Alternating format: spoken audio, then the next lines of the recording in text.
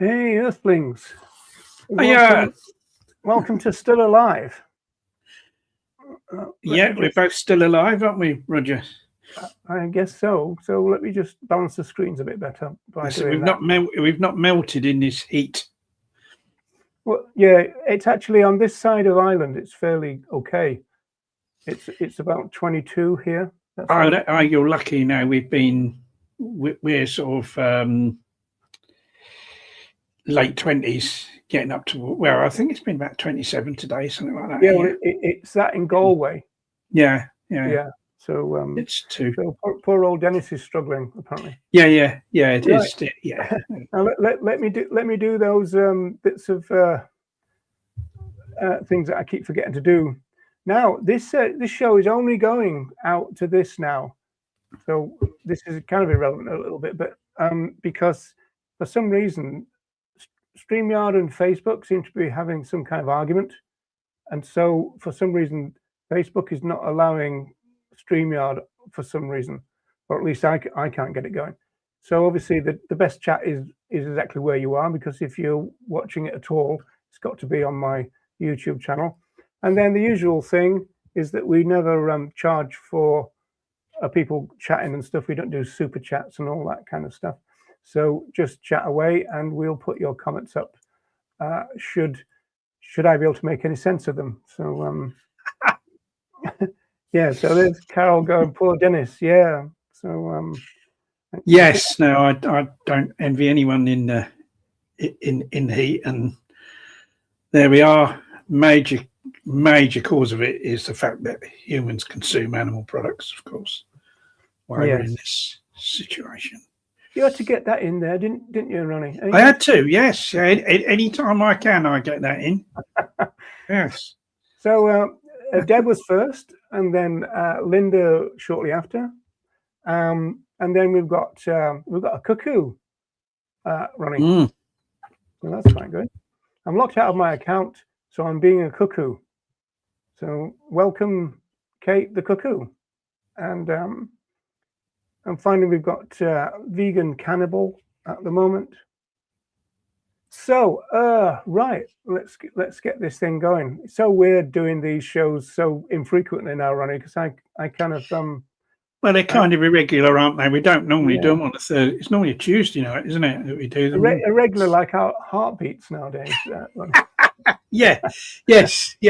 I often say that the band, because the reason I had one evening we spent thinking of what the name of bands would be now, in the bands from the past. What would they be called now that they're so much older?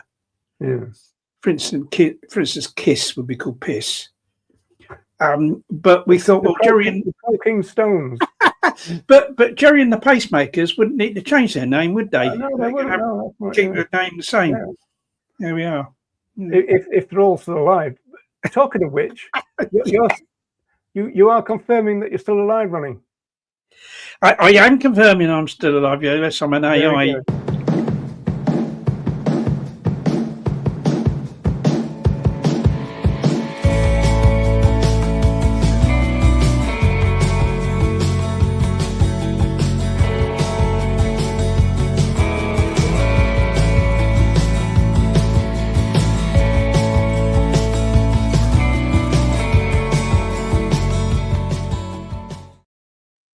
Groovy. So this is, I suppose you could regard this as part of a series, because it's one of the things that are, what would you say, commemorating, celebrating? Yeah, both really. Last month was the 50th anniversary of the formation of the Animal Liberation Front, and there've been several shows, concerning that, and that we've taken part in. And we're gonna kind of be going back and then forward, aren't we? Yes. Yeah. That's right. Brief history of the ALF. This is our agenda. Yeah, so, that's what I've written brief in italics just to remind us. Yeah, whether that'll make any difference, we'll see, won't we? But yeah, so I'm going to start with that. I mean, of course, for 3 years before the ALF, there was a a direct action group called the Band of Mercy, which more or less became the ALF. The name was changed in '76. So, like in a sense, the ALF kind of really began in June of '73, but under a different name. And that really sort of arose out of the Hunt Saboteurs, in that there was a few of us in the Hunt Sabs. We were frustrated at not being able to do anything about a particular type of fox hunting called cub hunting, where they basically surround the wood with the hounds, the hunt dogs, and just massacre the young foxes, and no chase involved. We just went there, and there was nothing we could do. You couldn't kind of intervene because there was too many of the hunt people, and we'd just be like annihilated. So I always thought Band of Mercy was, and you've made me say that word. I always thought that Band of was 72, and when you Google it, it does come up 72. No, it's 70. No, 73. I mean, all the stuff on the internet is wrong then. Yes. I mean, I got involved in everything in 72. I became vegan in 72. Got involved in Hunt Sabs in 72. And what it was the. I mean, I when I got involved in Hunt Sabs, it was like the very tail end of the fox hunting season, and then it was the and then throughout the summer it was the in those days it was the otter hunting. It's mink hunting now, and it was really just that, and it was just that time really that what we talked about 72 and then into 73, where we were discussing about the cub hunting, because of course I was then back into sabbing the fox hunts in 70, later in 72, because the cub hunting starts about August, and then you're into the proper hunting season around about November. And it was that experience in the sort of late summer of 1972, my experience of the cub hunting, that got me thinking about what do we do about this, and it was the same with some other subs as well. And so that's how we got together and basically formed. This is a weird time, though, isn't it? I mean, yeah. If we just have a quick look at number 3 here, what was the movement like? I mean, you're talking about the early to the mid and then late 70s. I mean, there was nothing happening, was there? Well, there's Hunt Sabs. I mean, the main thing that was the main thing that was going on was Hunt Saboteurs in terms of action, and that's what as soon as I found out about the Hunt Sabs in the sort of spring, I think, it probably was about March of 72. I joined Hunt Sabs. Say in terms of the national groups that you would have known, you might have known of Compassionate Wolf Farming. Animal Aid didn't exist. No, Animal Aid didn't exist. Animal Aid was formed in the late 70s. It's all welfare, isn't it? Yeah. I mean, Compassionate Wolf Farming. That's welfare. Yeah. The BUA was dead. The NAVs were pretty moderate, weren't they? Yeah. The anti-vivisection movements were very, very conventional, very traditional. Like, send us money right to your MP. And people involved weren't particularly radical. And you had some, I think, there were groups against zoos and circuses. Captive Animal Protection Society, wasn't there? And there was another one, and I think they merged with another one, didn't they? There was Zoo Check, but that was later, wasn't it? That was later, yeah. I forget the other. Anyway, I think Captive Animal Protection Society was going to recently and changed, and it's now operates under a different name.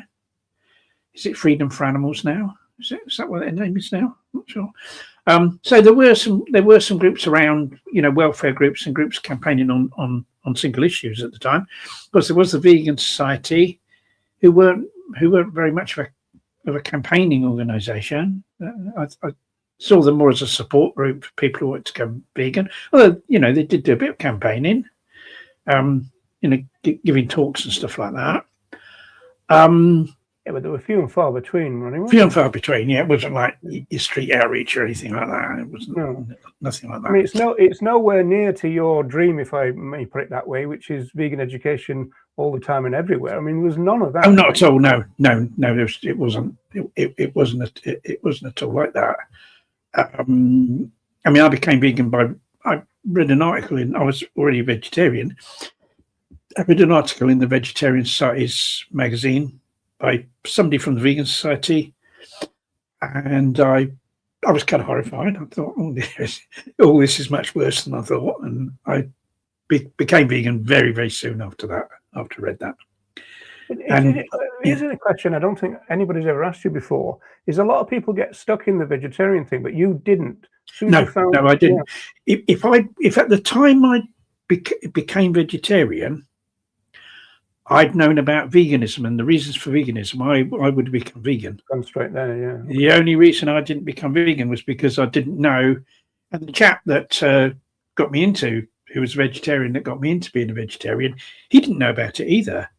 It was just I hadn't even heard of the word vegan. That article was the first time I'd seen or heard the word vegan. The article that caused me to become vegan was the first time. Well, don't be telling Tobias Lee now he'd have a heart. No, because yeah. So I find it very, very difficult to understand why people, piss about over it. You know what I mean, and seem to find it so difficult to become vegan. Why? You know what I mean? It does baffle me a bit. Really. It's a dietary thing. I like to separate plant-based eating from vegan philosophy nowadays because yes, a lot there's loads of people. I mean, if people ask me about protein nowadays, I just say, well, there's loads of that on the internet.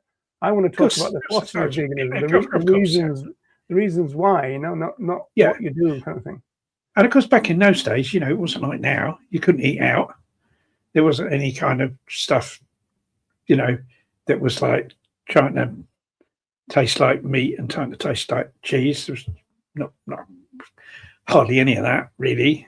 And what there wasn't didn't taste very nice. And so, unless you were in it because you didn't want to contribute to the exploitation of our fellow animals, you wouldn't do it because that's what came first. Well, that's what should always come first, isn't it? You say, right, I'm not going to contribute to that, and now I'm going to look around to see what I can eat instead. And that's what I had to do back then, because the hunt slabs, and like I was saying, that the hunt slabs were formed in '63 in Brixham down in Devon, and so they'd already been going for 10 years by the time the Band of Mercy was formed. So and all of us early picture of the SABs, that's Dave Wetton. It's Dave Wetton. I mean, I think that's from the early 70s. Dave, when I joined the Hunt Sabs, Dave was the chair of the Hunt Sabs when I joined. The one on the right is a later picture. I mean, I think that one's more up to date. But that one on the left is I would say it's probably early 70s. That might even be. I think the one thing that we want to say is that there was a heck of a lot of women involved. Yeah, there was loads of women. Also the ALF too. It's there was sometimes you've got this macho image type thing to get around because it's a bit of a myth, really. Yeah, it's a bit. See, when I joined the Hunt Sabs, the person who sort of signed me up, the secretary of the Hunt Sabs, was a woman called Sue Smith, and Sue became one of the founders of the Band of Mercy. I'm saying that now because she sadly passed away in 2002. So she was, and she was, very active SAB, secretary of the Hunt Sabs. Yeah, there was a lot of women in that first picture. So, even back in the day, a lot of women were involved in it, and even involved in, like on the committee of the Hunt Sabs and everything as well. Yeah. Now, actually, this is probably a good time because we've got a bit of film that we've discovered, and I'm thinking that nobody in the audience will have ever seen this. No. It was. Do you want to explain what it is? It's a year before the Open Door Vegan Society. What it was, I was talking about that history of the ALF, how it came into existence. Now, like I said, that the Hunts House are really pivotal in the formation of the ALF, because the Band of Mercy, the precursor to the ALF, would not have been formed if it wasn't for the Hunt Sabs, because it was people in Hunt Sabs that formed the Band of Mercy, and they formed the Band of Mercy initially to try to combat cub hunting. And the idea was to go to the hunt kennels in the early hours of the morning, sabotage their vehicles so they couldn't go hunting in the first place. They couldn't go and do the cub hunting. That was the idea of it. And so, you know, if there'd been no hunt saboteurs, there would have been no Band of Mercy. All right. And then what happened was a couple of us ended up being put in prison for Band of Mercy activities, and we were sentenced to 3 years in prison, and we each spent a year in prison. We did 12 months of that sentence. And I just want to bring you back to this open door thing that we're going to show. Yeah. Well, I'm kind of leading on to why that's so important. Around in a circle. Okay, yeah. Going around. Yeah. And what happens while I was still in prison in the November of 1975. There was a program aired by BBC Two, and what it was, a program called Open Door, which was a sort of do-it-yourself kind of documentary type thing, where there were, you know, people from particular organisations would make a video about themselves and their activities, and they were assisted by technical people from BBC Two.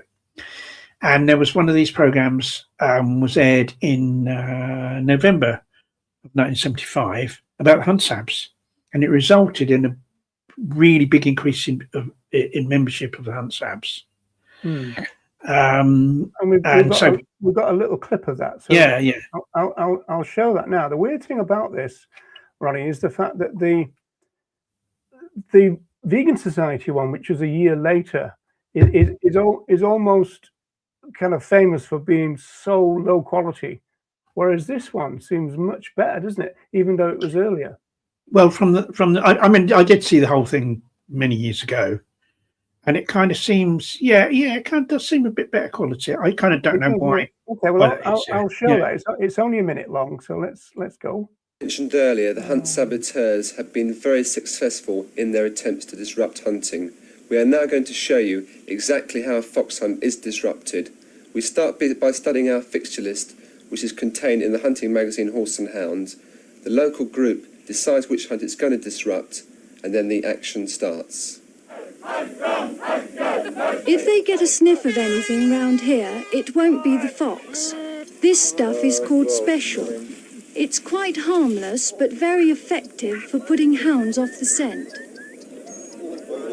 Here is another way of saving the fox, a banner demo. Done well, this can psychologically ruin their day.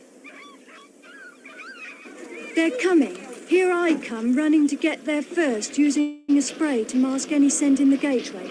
The heavies arrived. The sab me knows what it's like to be a fox, outnumbered. Right. First question, Ronnie, is special. Do you know what that was? They said it was something that was mixed up. I forget, something that had, I think garlic was included. So strong smelling substances that was kind of, because one of the other things that was used was a substance called antimate, which is used to spray on the back, the lower back of a female dog when she was in heat, to prevent attention from male dogs. I mean, why people didn't just get the female dog spayed, I don't know, but there we are. That's what was used, and so that was used, and it was very strong smell. It was citronella was in it. I think maybe lemongrass is strong. Yeah, very lemony, wasn't it? Lemony, and that would be used, but of course it was very expensive because it came in these cans, and so Sabs would create their own version of like a strong smelling substance and have it in gallon cans and sort of slosh it around. Whether that still happens today, I don't know. I mean, it probably does. And we used to do, when I was sabbing in Liverpool, we used to have a big barrel type thing, or a couple of them really, and we would have water which came in from off the roof, and loads and loads of garlic and that, and just left for weeks.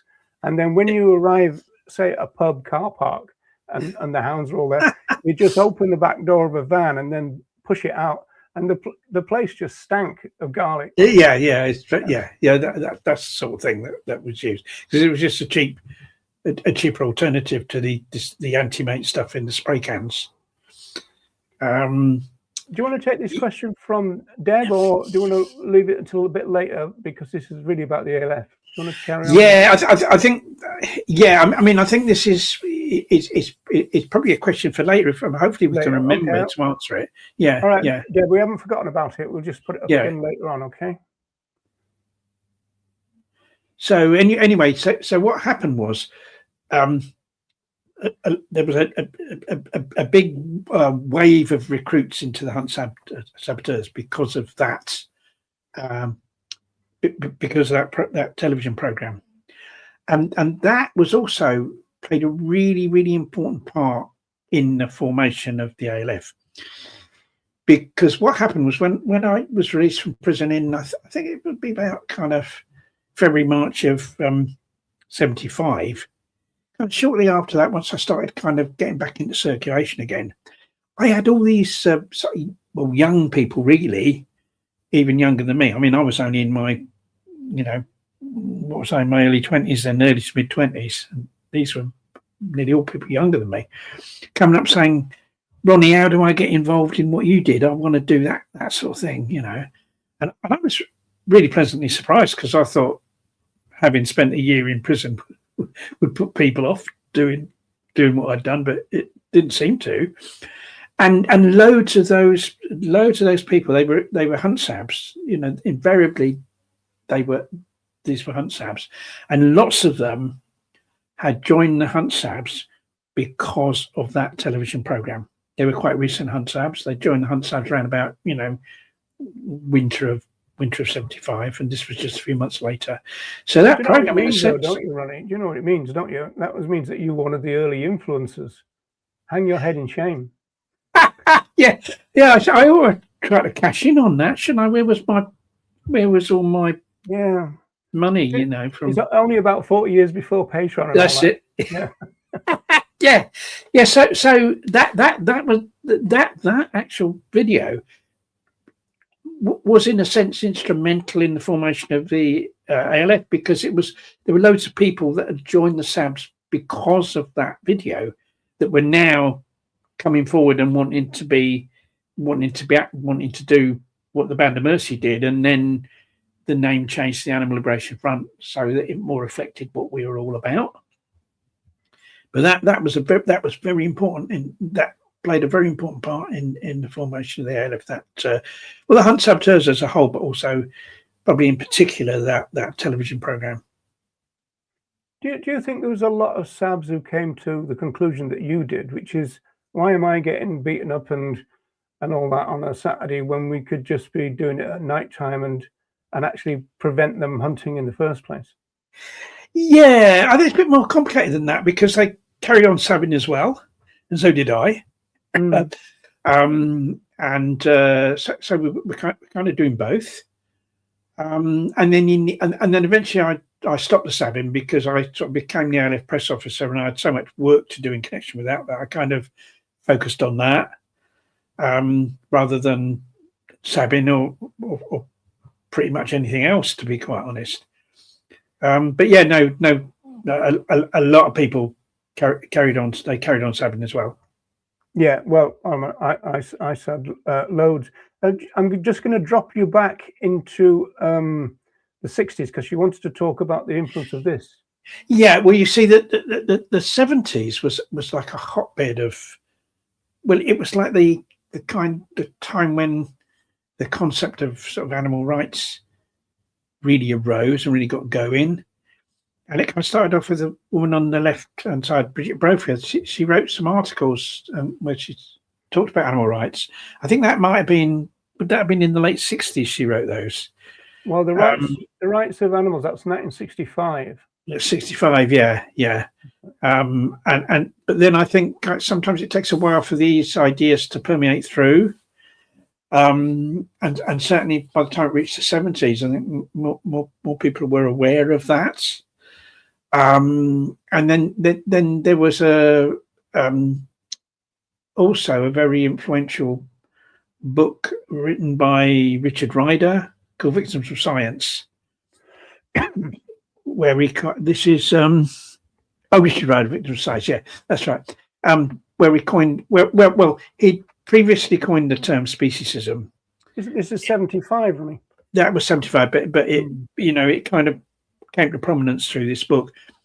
And this book is kind of mainly against animal experiments, but it kind of does talk about, it does talk about wider issues as well. And, talks about speciesism. And that's the first time I'd kind of heard that term. And I thought, yeah, that's a really good, that's a really good way of describing, how and why our fellow animals are exploited by and oppressed by humans.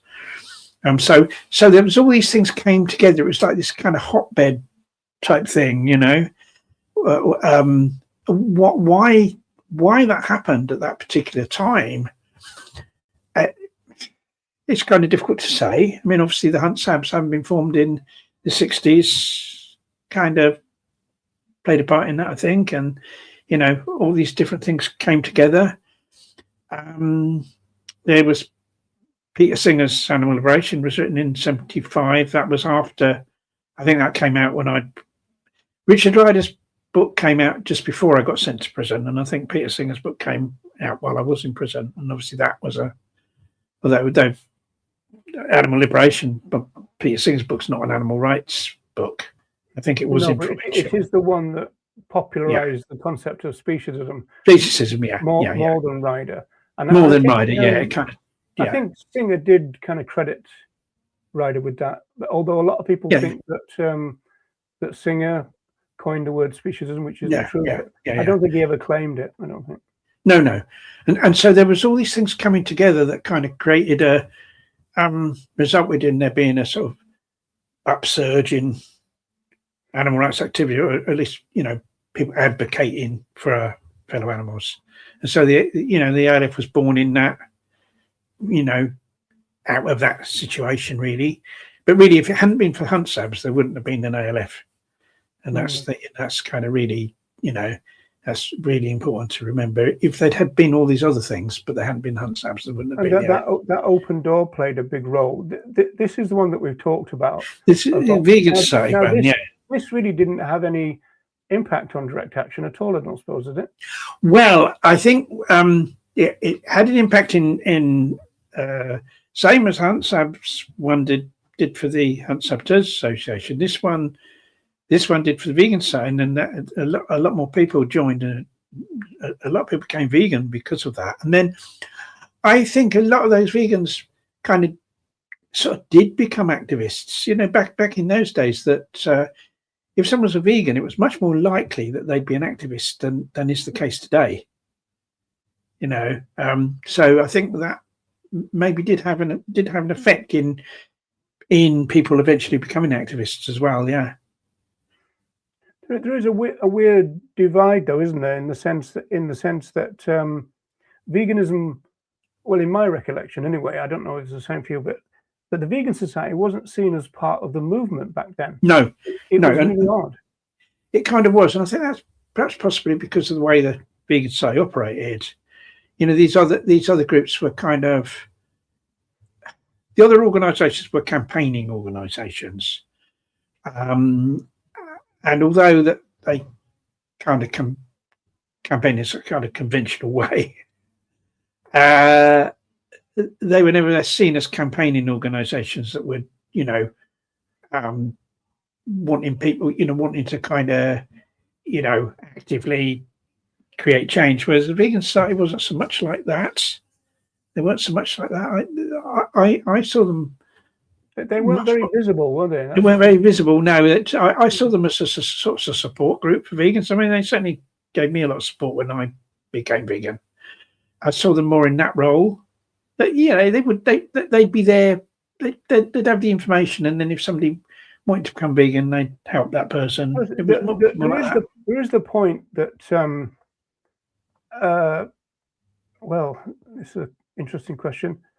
This is kind of no first. It's kind of yes and no, but in some ways, the fact that the vegan society wasn't seen as part of the movement was because the national groups that the ones that came through in the 70s, they were still struggling with veganism as an idea.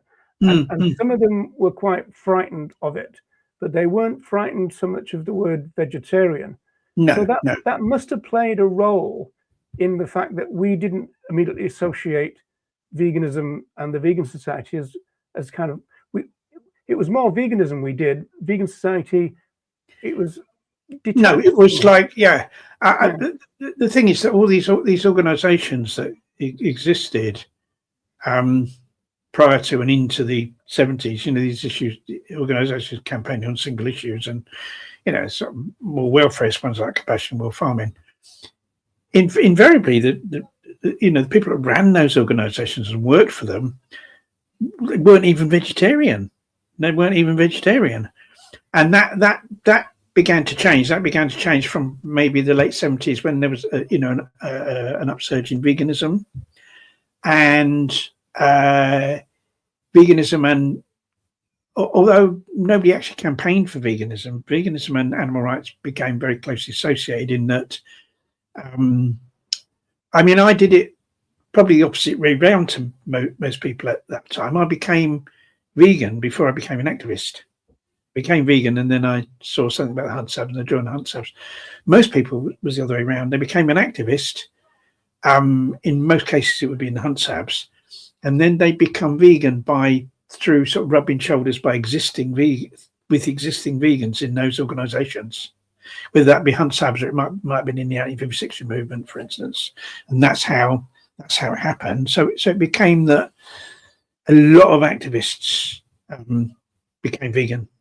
I'm kind of halfway there, because I became a SAB first, but I can't remember many conversations, if any, about veganism in the SAB group.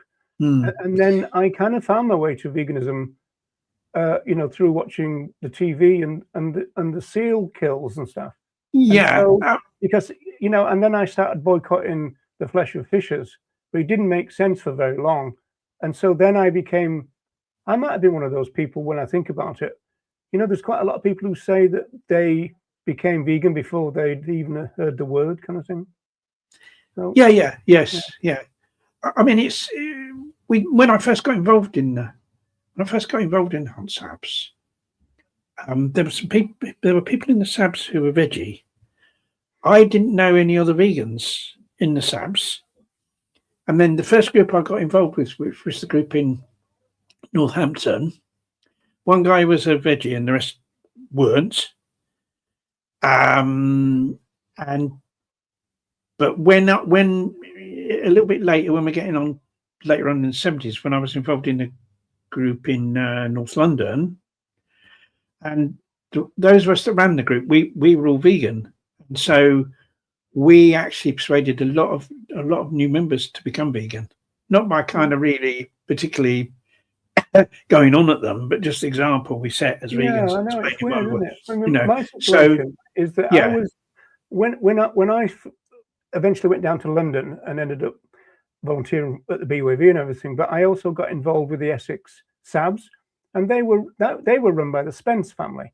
And all the Spence family, I think about 5, if not 6 of them, Beryl and Peter and all that. They were all vegan, and yet we didn't really identify ourselves as vegan. We identified ourselves as SABs and anti-vegan. Yes, yeah. So, I mean, we did in North London. We primarily identified as SABs, but the fact that the ones that ran the group were vegan, other people were curious. Why are you vegan? What's that all about? And then there'd be a discussion about it, and a lot of people did become vegan because of that. And I dare say that was the same as time went on. That would have been the same with a lot of other groups as well in the SABs. Yeah. Well, we've got to move on to the ALF, but first, in terms of Deb's question here, what tended to happen is because the Vegan Society came out of non-dairy vegetarianism, and so there was a lot of talk about health at the time. And some people have suggested that Donald Watson was pretty health orientated. But one of the reasons for that is that in the first few years they had to be, because the people who started the vegan society were told, even by vegetarians, that they were going to die. So the first thing they had to do was prove that it was feasible for human beings to live without any products derived from our fellow animals. So that they kind of set themselves that task first, to prove that you could actually physically do it in a dietary sense. And then you've got Leslie Cross coming in, 49, going, oi, we don't have a definition of veganism. We ought to work on that. So the health thing got resolved first, and then the philosophy kind of emerged. But that was, you know, the group had been going for a good many years without really a definition of veganism, which sounds a bit weird. But I mean, even Leslie Cross said, well, it's not caused a problem until now, so we need to sort it now. So far, it's been okay, kind of thing. So it's all a bit weird, really, in the sense that it's a bit of an interesting historical, you know, to look at the influence of veganism on the animal rights movement and vice versa. It's not at all a straightforward story. No. Because you've got groups like Compassion in World Farming, who are not animal rights or animal liberation, but they had more influence than the vegan society. They kind of did. I think a lot of it might have been with this, what you might call this kind of marketing. They were a bit more zazzy than the existing organisations.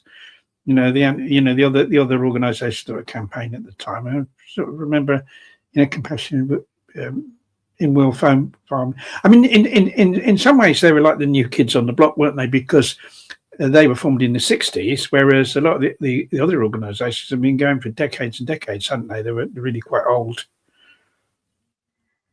Yes, I've got something I want to try, Ronnie, because you probably don't know this, but StreamYard, which is the platform that we're on, they've come up with lots and lots and lots of new features now. For example, I could make it that you could control the PowerPoints and that kind of stuff.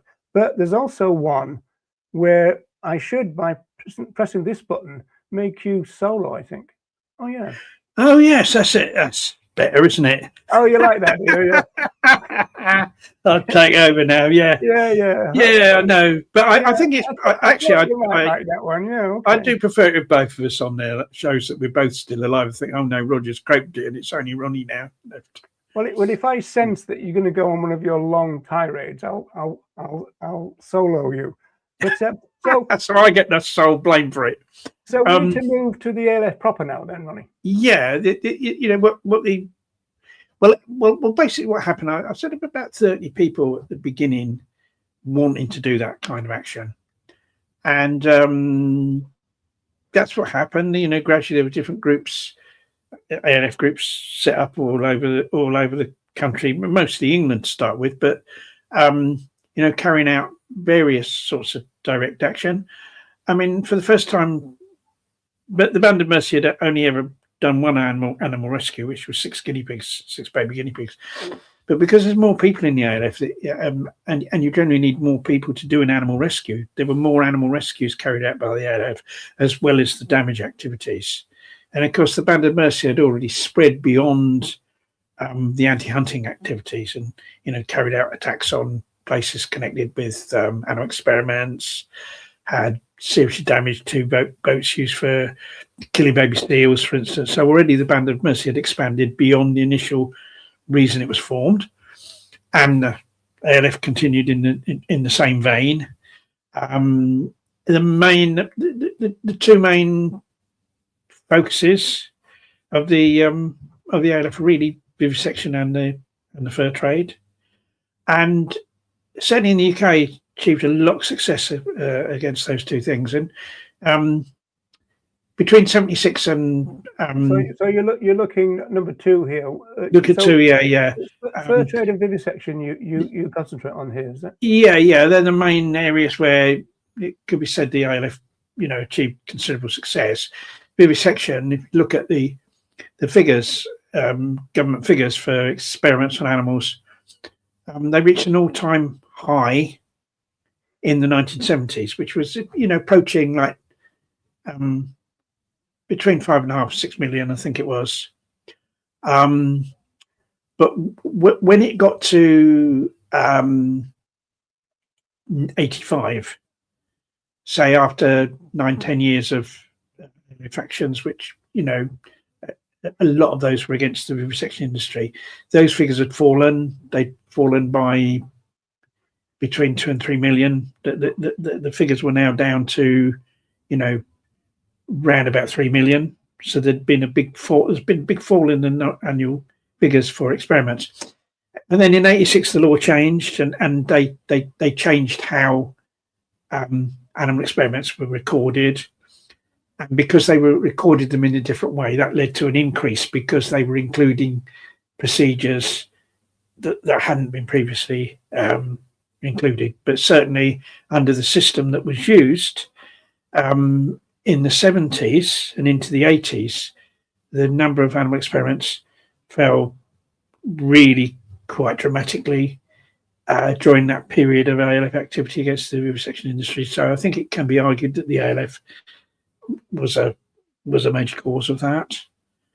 So there's that, and then also a slide to illustrate all this, haven't we? So yeah, well, yeah. You see the other thing. The one on the right, that's vivisection. The one on the right is vivisection. That's photos from a raid the ALF did in was it 1980? 82. 82, yeah. Against 82.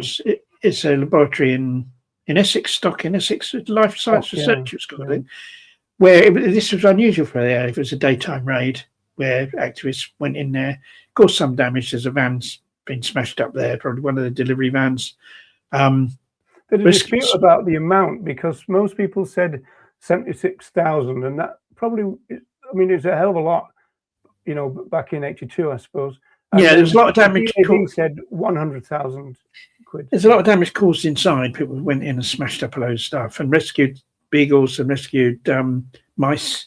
Sadly, the beagles were taken back by the police. The activists with them were intercepted, and they were sadly taken back to the lab. I think the mice escaped, and a lot of activists were arrested, and some got sent to prison for it. But it was it got a lot of publicity, and these are, I think, newspaper photographs. The bottom one on the right hand side became quite an iconic image. The guy with the mask holding the beagle, and the one on the left is an illustration of the ALF's campaign against the fur trade. I mean, basically, in the UK now, the only retail outlets for fur are in London. There's one department store sells fur, that's Harrods, and there are a few actual high street fur shops just in one area of London. Elsewhere in the country, there isn't anything. Now go back to 70s, 80s, maybe into the 90s. You know, fur trade outlets were everywhere. Like loads of department stores had fur departments where they sold full fur coats, and there were high street fur shops everywhere. You know, in pretty much every town had a fur shop, and in cities, you know, there were fur shops in the suburbs of cities. I lived in a suburb of North London, and just around the corner from me in the little side street, there's a fur shop, and that's what it's like. And you know, mysteriously, frequently had the window broken by somebody.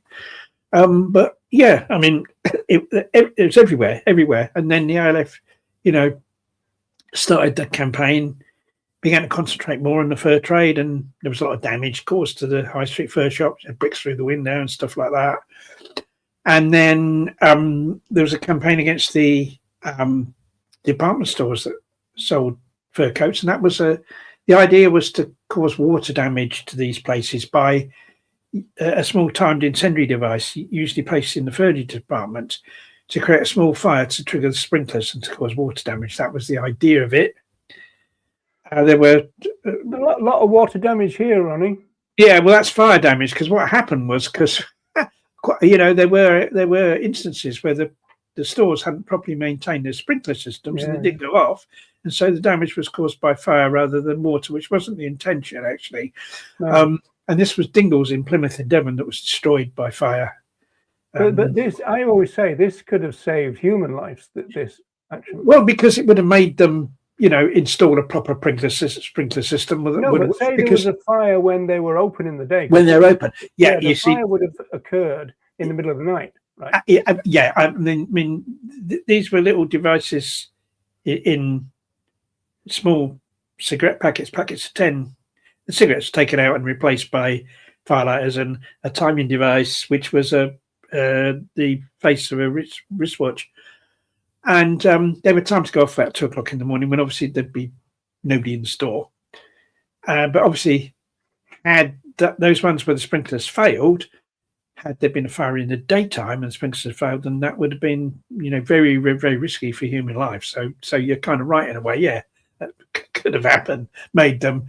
But it did result in in loads of the department stores getting rid of their fur department, because it wasn't worth financial loss. To have a fur department risk causing them so much financial loss, they thought was, we won't have the fur department, we'll make our money from other things. With the actual fur shop's more difficult, because that's their only business, but nevertheless they sustained so much damage that loads of them closed. And so it was it was decimated. The retail fur trade in the UK was decimated. I think, I wouldn't say all of it was to do with ALF action, because there were campaigns of education at the time persuading people not to buy fur. But Lynx, for instance, was one of the organisations involved in that. So there was that as well. They claim it as their victory, don't they? I think. Lynx. Yeah, they will. The same as the ALF probably would claim it as their victory, although it is a mixture of the two. But I think the ALF action obviously played a very significant part in that. And then I think in the early 2000s, there was legislation to outlaw fur farming in the UK. But you see that how much difference that kind of really made, I don't know, because the retail fur trade here had already been decimated. And the other thing is that, of course, that law didn't prohibit fur from being imported from abroad.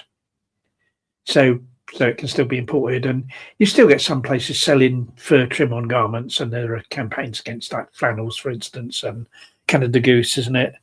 And there's been protests against those places, but it's massively smaller. The fur trade, retail fur trade in the UK is massively smaller than it used to be. And so those are two main areas where I'd say that the ALF had a significant impact, and I'd say that that equates to millions of our fellow animals being spared from suffering and slaughter. So it's quite significant. I think you're right. So this brings us to Deb's question, and then there's another one from Deb, which moves us along to exactly where we want to go. So first off, this one, Ronnie. Well, I mean, the ALF is still in operation. The heyday, the ALF last, it was about 2.5, 3 decades. The ALF was like kind of really going strong in the UK, and then since then it's been in decline for various reasons. Although there are still some ALF actions in the UK and in other countries as well, because of course the ALF spread worldwide. I was started in England, but then it spread worldwide. There's probably there are ALF groups probably in half the countries in the world, I'd say. Some of them not doing a huge amount, and some doing more. Yeah, we were talking about when we were on that call with Mel, we would and Robin. We were talking about whether. Whether it could exist again, but it still exists, doesn't it? It still exists, but it's nowhere near what it's like now. And in fact, it's less in the UK than it is in other countries because of various conditions here. One of it's surveillance. The UK is the most surveilled country in the world, and so people doing really serious actions in terms of criminality stand much more chance of being caught now. And that obviously is a major consideration. And there's other reasons as well. So we're talking about 2.5 decades, maybe. We're talking about probably from sort of 76 until that would take us to about 2000, maybe a bit into the 2000s with the ALF. But since then, it's very much diminished, especially in the UK. And now you've got the direct action that takes place now is kind of nowhere near as serious in terms of criminality. You have open rescue, you have small amounts of damage being done, but more to obtain publicity and where the people don't try to get away. Yeah, you have that kind of thing happening. Would you agree with me then that the direct answer to Deb's question is that the comparison is really not with ALF, but with the Liberation Leagues? Well, yeah, I mean, worth saying something about the Liberation Leagues is that, there were, I don't know when they were formed, would it be early 80s, early 1980s? Yeah, Liberation Leagues? 81, 82. 81, now, yeah. Started off with the Northern Animal Liberation League and the Southeast Animal Liberation League, Central Animal Liberation League. And they operated according to different philosophy. The idea of the ALF was really, and what we showed earlier, Operation Valentine was an exception to that. And almost always the ALF operated at night, early hours in the morning, usually small groups of people causing damage to various targets connected to the oppression of our fellow animals. And sometimes animal rescue, where usually more people would be involved in the raid. And that was it. It was like kind of the idea was to use the minimum number of people required to kind of do the action, and to do it at night, and to kind of do it secretly. Whereas the idea of the Animal Liberation Leagues was opposite. These were daytime raids where they tried to involve the maximum number of people. It was public education, wasn't it? And that stormed the place. And one of the big objectives of the Animal Liberation Leagues was to get documents out of these places as evidence of what they were doing. But there was also animal rescues, or animals taken out of a few of the places as well, by the Animal Liberation Leagues. The important point, of course, Ronnie, is that all this is before the internet. And so, if you wanted to get evidence, you had to go in and get it. You had to go in and get it, and often the idea was to photocopy it and then return it to the lab, which would avoid you being prosecuted for burglary because you don't keep it completely away from them. Yeah, there's no intention to permanently deprive the owners of the property. Yeah, so that's the phrase, isn't it? Permanently deprive. Ronnie, let's just drop back and answer this one from Wendy, because we're back to the arson thing now. I don't know whether we might have different. I remember arson in my time, which was obviously later than you, and in a different place and all that, but still in the same country. I remember arson becoming quite controversial within the movement, or at least there started to be some discontent about the fact that you can't really control a fire, and also this idea that there's no such thing as an empty building, and there's not even such thing as an empty vehicle. No, there's not. And I think mainly and I think that was the ideas would be that you'd check a place, make sure there was nobody in there. You can't run it. You can't. But you can't. But in reality, you kind of can't do that, especially when you're talking about small animals. Talk about insects, and it's increasingly, I think, coming to light that insects are sentient beings. And whether we really considered that at the time, I'm not sure. Also, rats and mice and slugs. And there could be rats and mice. There could be birds. Yeah, and I think we were so kind of fired up with kind of opposition to these places and wanting to destroy them that I think we kind of probably glossed over that. And certainly I wouldn't. It's not something I'd do again. Definitely not. Wouldn't be involved in arson again. No, quite definitely. No, I think I'm the same. Do you remember the time when you wrote? It must have been in the supporters group. You wrote encouraging people to get on the roof of the target to see if there's any nesting birds and have a look. But even then, you can't. You can't. But, no. Roger, I'm going to have to leave you because I'm bursting for a wee. Isn't that terrible? Oh, are you now? I was looking at my cup, but I've still got a drink in it, so I can't use that. So I'll only be. So if you are able to entertain people for a you gave yourself away a bit there. I can't use that. I know. Yeah. I won't be a sec. Okay.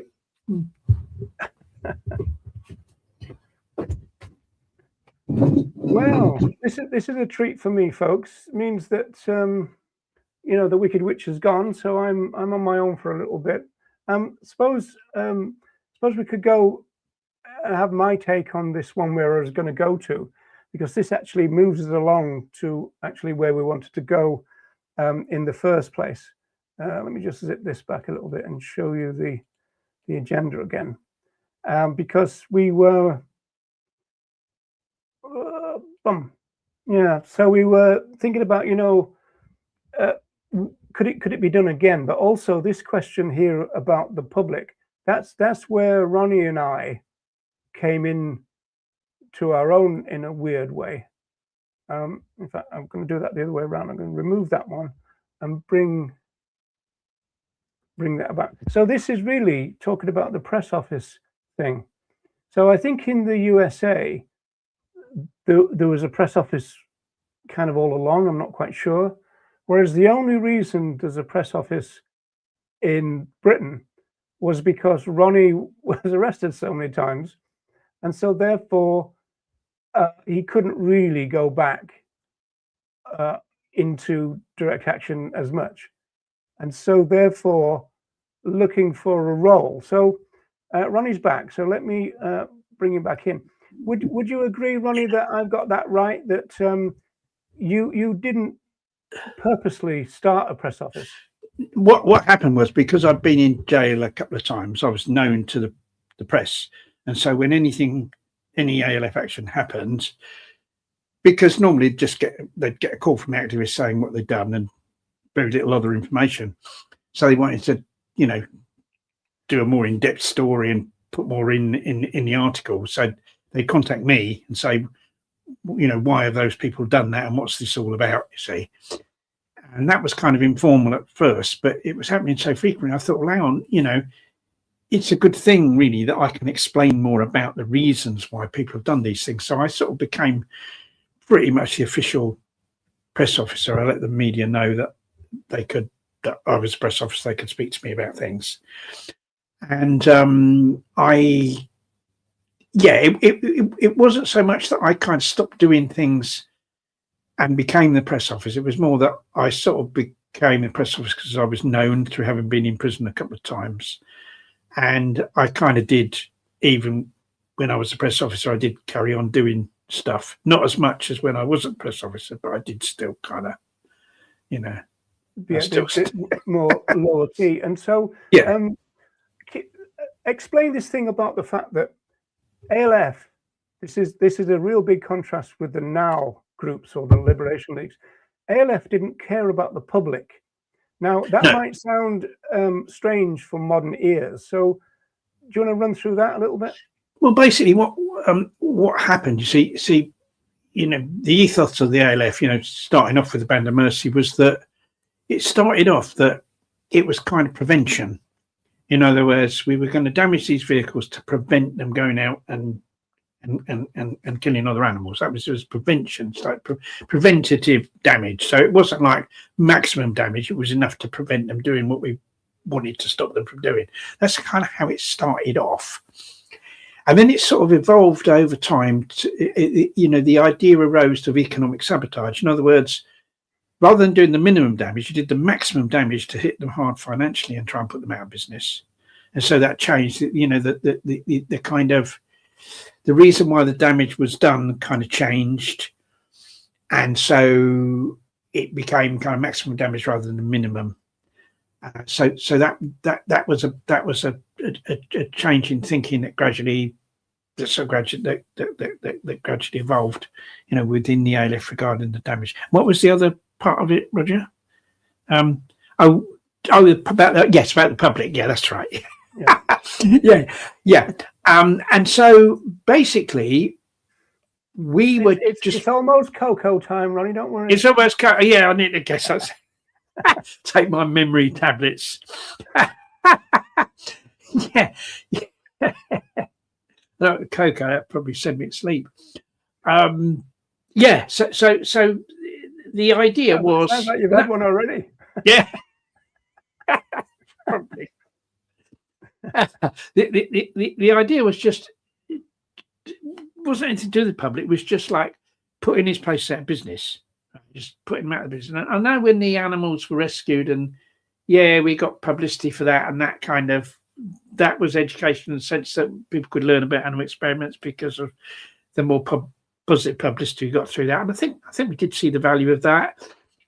And the press office was really a bit to do with that as well, trying to explain to people why the actions were carried out. Yeah, but that's the evolution of it. So the question, my follow-up question, which brings us back on track about what we wanted to talk about, is the fact that ALF didn't care about the public. Was that the mistake that was made? And therefore, if it had been different right from the start, what would the ALF look like? What would ALF look like? Still struggling. Well, first of all, if Robin watches this, struggling with we just are. Yeah, well, you see, I've got a bit of an opposite thing about. I know it's a different issue that we don't want to get into now, whether it should be called ALF or whether it should be called the ALF. Yeah, well, let's not go there. But we won't go there because that's a whole program. Let's say, let's say that we were thinking actually a big part of what we do could be. Well, you see, what would have changed? Well, let's put it this way. That in terms of that campaign to put them out of business, there was considerable success with that. I mean, what happened with animal experimentation and what happened with the fur trade, examples of the success of that type of thinking, of that approach, but it was limited. Because, of course, what happened in the end was the state came in and, pretty much crushed the ALF, not totally, but, did a pretty good job of it in various ways. But we were kind of naive because, there was early success. At the beginning, there's all these people wanting to get involved, all these actions being carried out. I don't know how many actions a day. Was it 40 actions a day at one time? I think it's claimed. People claimed it, but it's more likely to be about 7 or 8. Yeah. I mean, it could, and obviously, and a lot of these would be small actions like breaking a butcher shop window or a fur shop window. Still pretty impressive. I mean, we talk about 7 or 8 a day. Yeah, I mean, very, very impressive. And like there was in the ALF Sports Group newsletter, there'd be, diary of actions, all the ALF actions, and there was like reams and reams of all these actions that had been carried out. And it was, unthinkable today that anything like that would happen. So it was like, the height of activity.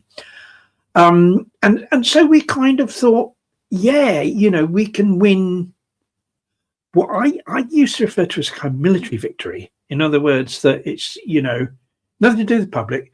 You have this military victory over the industries of oppression, basically, is that you just force them out of business, just through constantly attacking them, you force them out of business.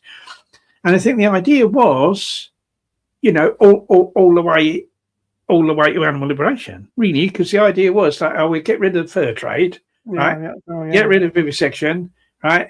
And then the big one is like the meat industry, dairy industry. Naive were we? But I mean, and then we all these forces, all these people coming into the ALF. I want to do this huge army of activists. We'd be unstoppable, and we'd just smash them all. And it wouldn't matter what ordinary people wanted. It didn't matter that ordinary people wanted to eat meat.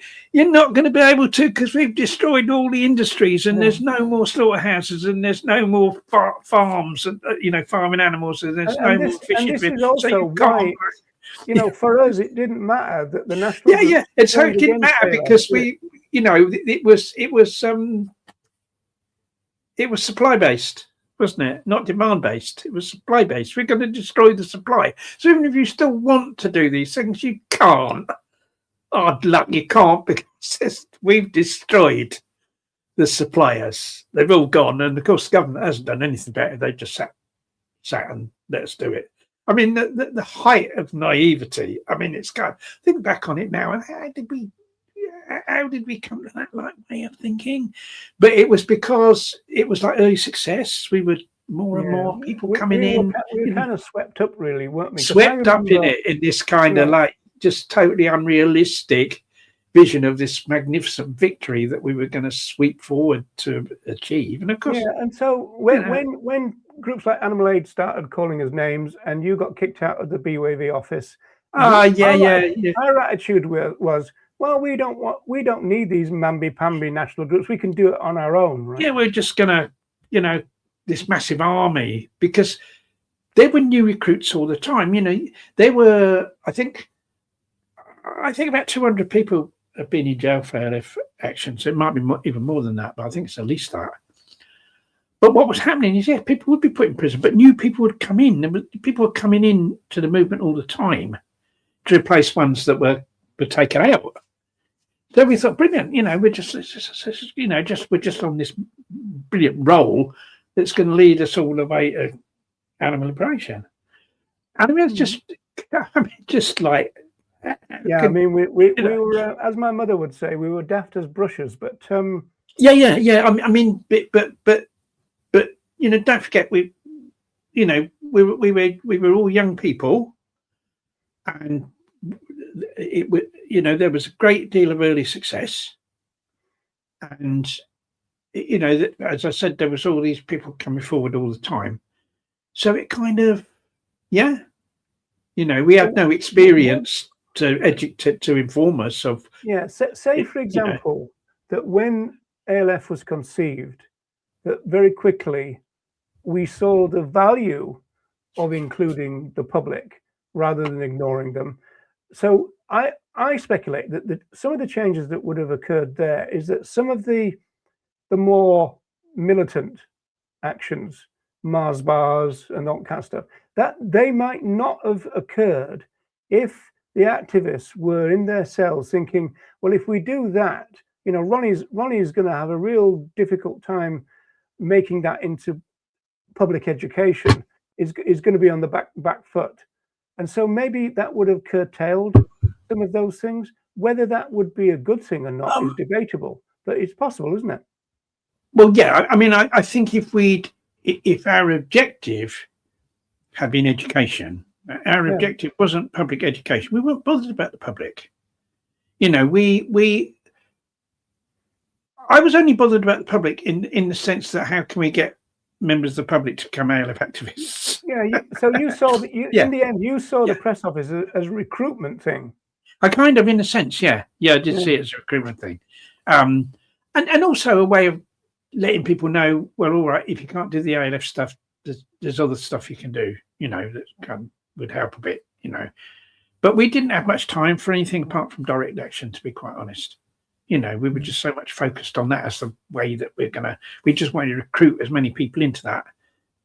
Stop doing what you're doing and come and break into somewhere with us. That was the you see that there's an interesting difference between you and I, Ronnie, in the sense that you were kind of cajoled into becoming the national press officer, whereas you asked me to be the northern one. Yes. And I said no for a while. And then I realized that I always remember one of the BWV EGMs or something where John Page was saying that the ALF is like the point of the movement, the tip of the movement, like an arrow, and that they burst into an issue and all the rest of the movement could flood in, and we could explain to people why we've done it. And so I started to think, well, actually, if I did become a press office for ALF, then I could explain to people why those people had done those things, which they might think of as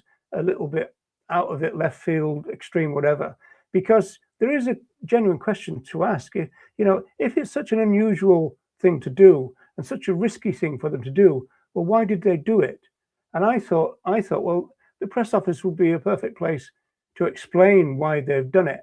Yeah. I mean, that's what I tried to do as well as press officer. But I think there's truth in what John said. I mean that it did bring issues to light, and it did. I mean, like, a lot of photographs taken on ALF raids, well, particularly where animals were rescued, really, were used by the anti-vivisection organisations, weren't they?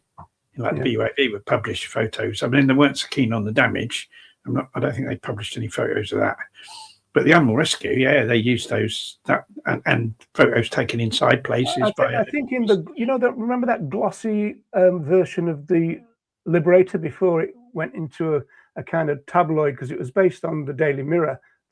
Yes, but there was a glossy version of it, a real big thing, and I think they covered damage in that quite a lot.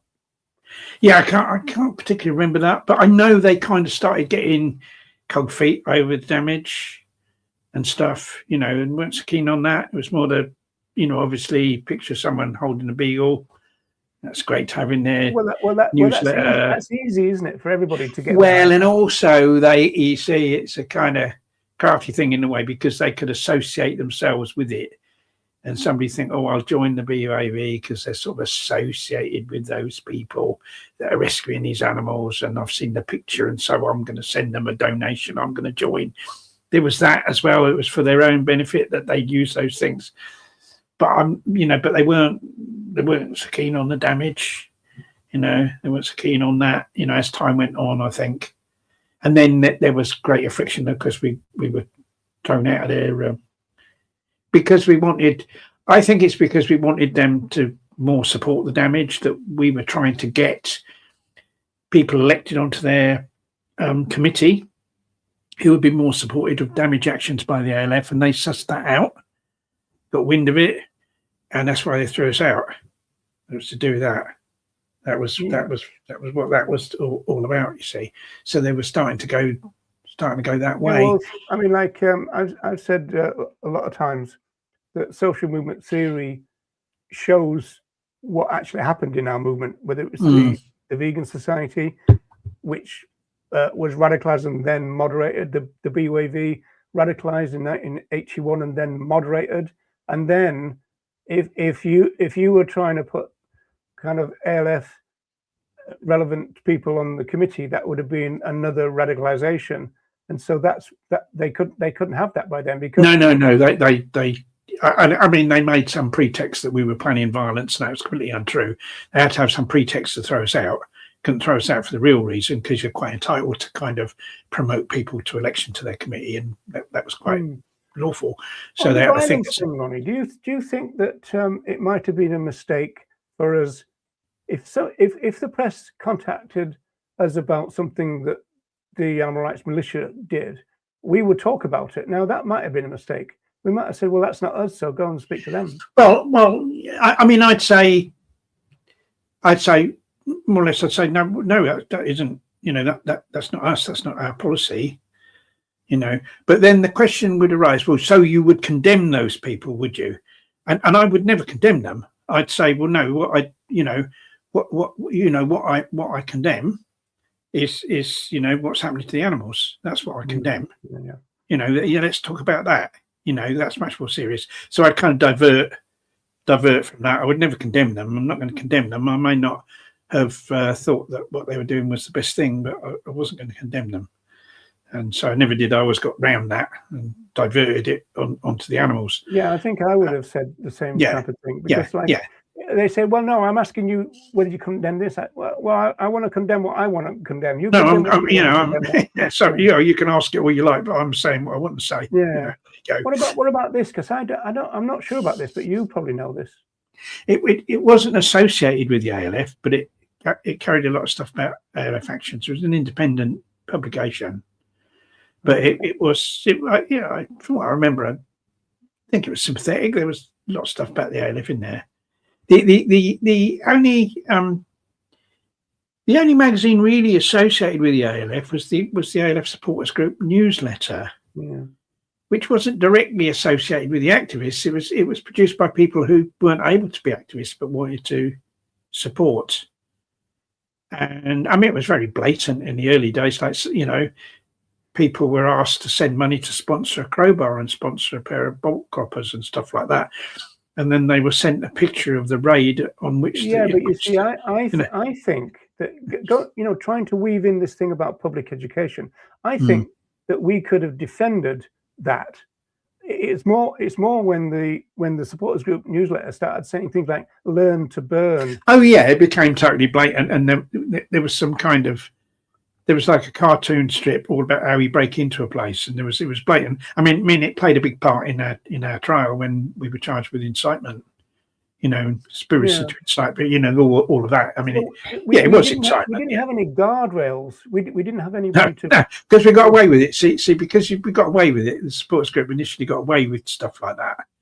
Just carried on doing it.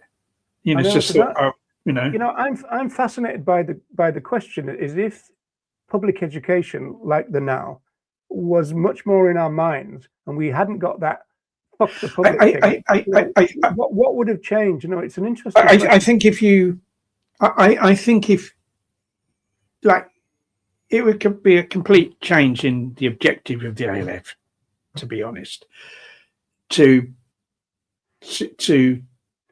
embark on a campaign of public education. Yeah. Do you think it would have made us less militant but more radical? Because I think that might have been the case. I think it certainly would have made us less, because if you're thinking about, well, look, I want to do an action that's going to get the message across to ordinary people. Yeah. Where I'm going to be able to explain the reasons why I'm doing this, explain how ordinary people can support in their own way of what we're doing. No, it'd be very, very different. It would have been different.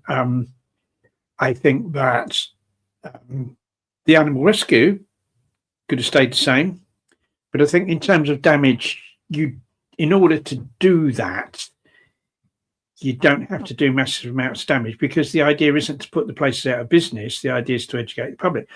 So you'd be kind of doing things. A bit of both. Well, the thing is that you're going for, or we were going for maximum damage to cost them as much money as possible, or to heighten their insurance premium as much as possible, whatever. So it'd force them out of business. If you're just doing damage to attract attention, it doesn't have to be anywhere near as much damage as that, and so therefore you're not costing them the money. But you're still getting publicity, and you're likely to get more sympathetic publicity. I mean, if you look at the type of thing that has happened, Louise, my wife Louise has been involved in, where she's done stuff outside laboratories, and then she's like glued herself to the gate or handcuffed herself to the gate and been arrested, and and that kind of thing. Minor amount of damage really, in order to get publicity, and to use that publicity as a tool of. That's kind of not ALF though. That's not ALF. But that's the sort of, if you're looking to, the primary aim of causing the damage is educational, is as a tool of education. That is the sort of thing you would do.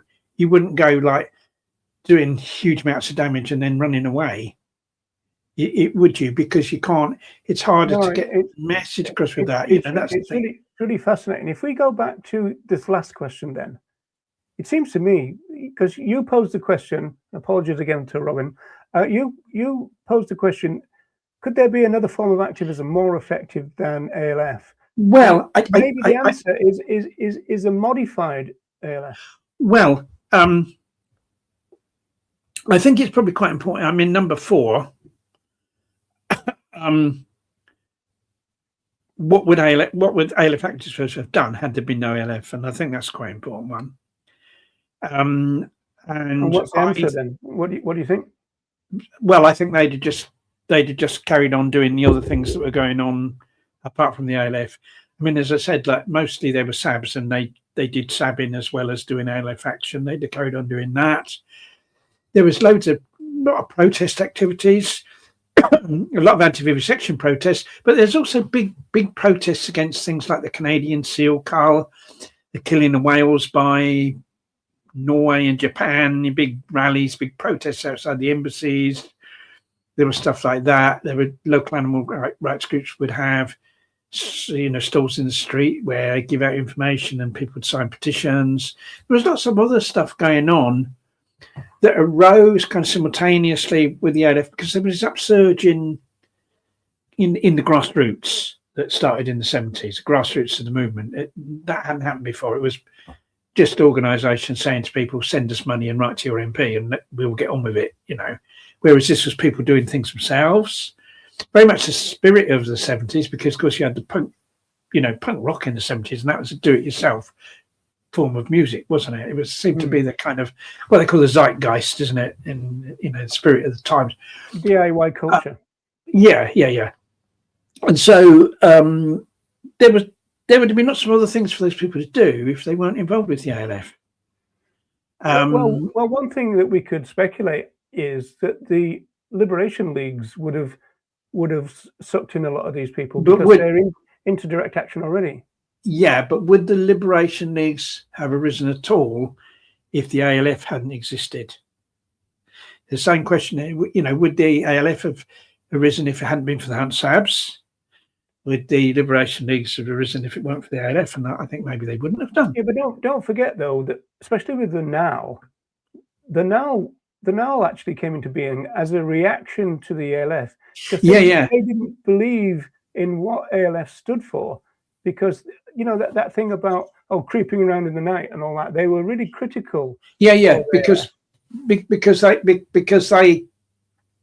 their philosophy was different. Like, if your philosophy is to cause maximum damage to these industries, you're not bothered about how many people you use. You're going to think, well, I'm going to use it's almost a military thing, isn't it? We're not going to use more soldiers than we need to and risk losing more soldiers than we need to carry out a particular action, right? We're going to go and damage a place. We're going to use the minimum number of people. That's a smaller number to be caught, because our focus was on primarily economic sabotage.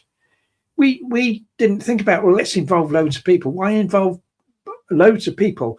What we wanted was people everyone that wanted to be involved in the ALF.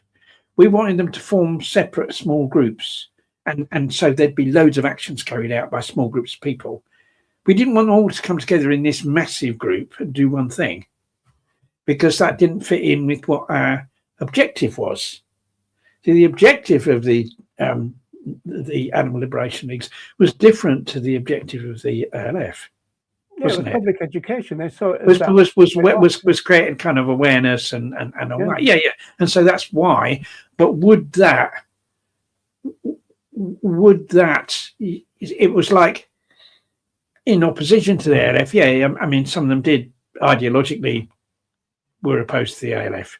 Some of them hated the ALF, Ronnie. Yeah, they were ideologically opposed by, you know, because you see, and I think there was a political thing involved, because there's very big anarchist influence with the ALF, but the NAL were more influenced by socialism, wasn't it?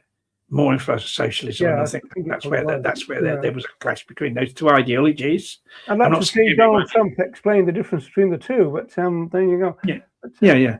But you see, I think that, you know, once again, a question does rise: had there been no ALF, would anyone have thought of doing, you know, that kind of direct action? Would it have occurred to them? It may have done, but would it have done? Was it, even though they were doing something very different to the ALF, and a lot of them didn't like the ALF? It's a question we can't. Yeah, it's a question can't answer. But I think that kind of does arise, doesn't it? I would have thought, given what the league stood for, it could have very well have come about in the sense that, I mean, we're still talking pre-internet, and so there was a need to educate the public, but there's also a need to get stuff in order to do that, and that's where the leagues came in. Well, I think the idea was that, you know, if you get publicity in the newspapers, you educate far more people than if you're doing a stall on the street. Yeah, but you have to have something to educate them with, like you have to have something that gets, you know, that becomes newsworthy, doesn't it? And the trouble is if you do something that enables the media to label you as terrorists, which they were increasingly doing as time went on, you're not so likely to be able to get your message across as if you're than if you're not labelled in that way. If you see but the thing is with that one, that's an interesting one, because if you think of Henshaw, then ALF and the Liberation Leagues, they were both described as terrorists, weren't they? Whereas if you think about it, only ALF fitted that as much as they wanted. I think they perhaps tended to be kind of lumped together. That I mean, we're aware of the difference between them, a considerable difference. Yeah. But a lot of other people wouldn't have been. I think, oh, they're just the same people. I mean, some of them were the same people. There were people that took part in. Well, yeah, I know that, Yeah. and that would have irritated the people in the now a great The deal. people that ran it probably would have irritated. They wouldn't like that at all. And I think it kind of, I don't know. I mean, I wasn't opposed to now. I just thought, I just, was opposed to what they said about the ALF because, my idea, my sort of aim was different in terms of how we. They did say some fairly strident things about. Yeah. The question here, I think the answer is yes. Would you agree with that, Ronnie?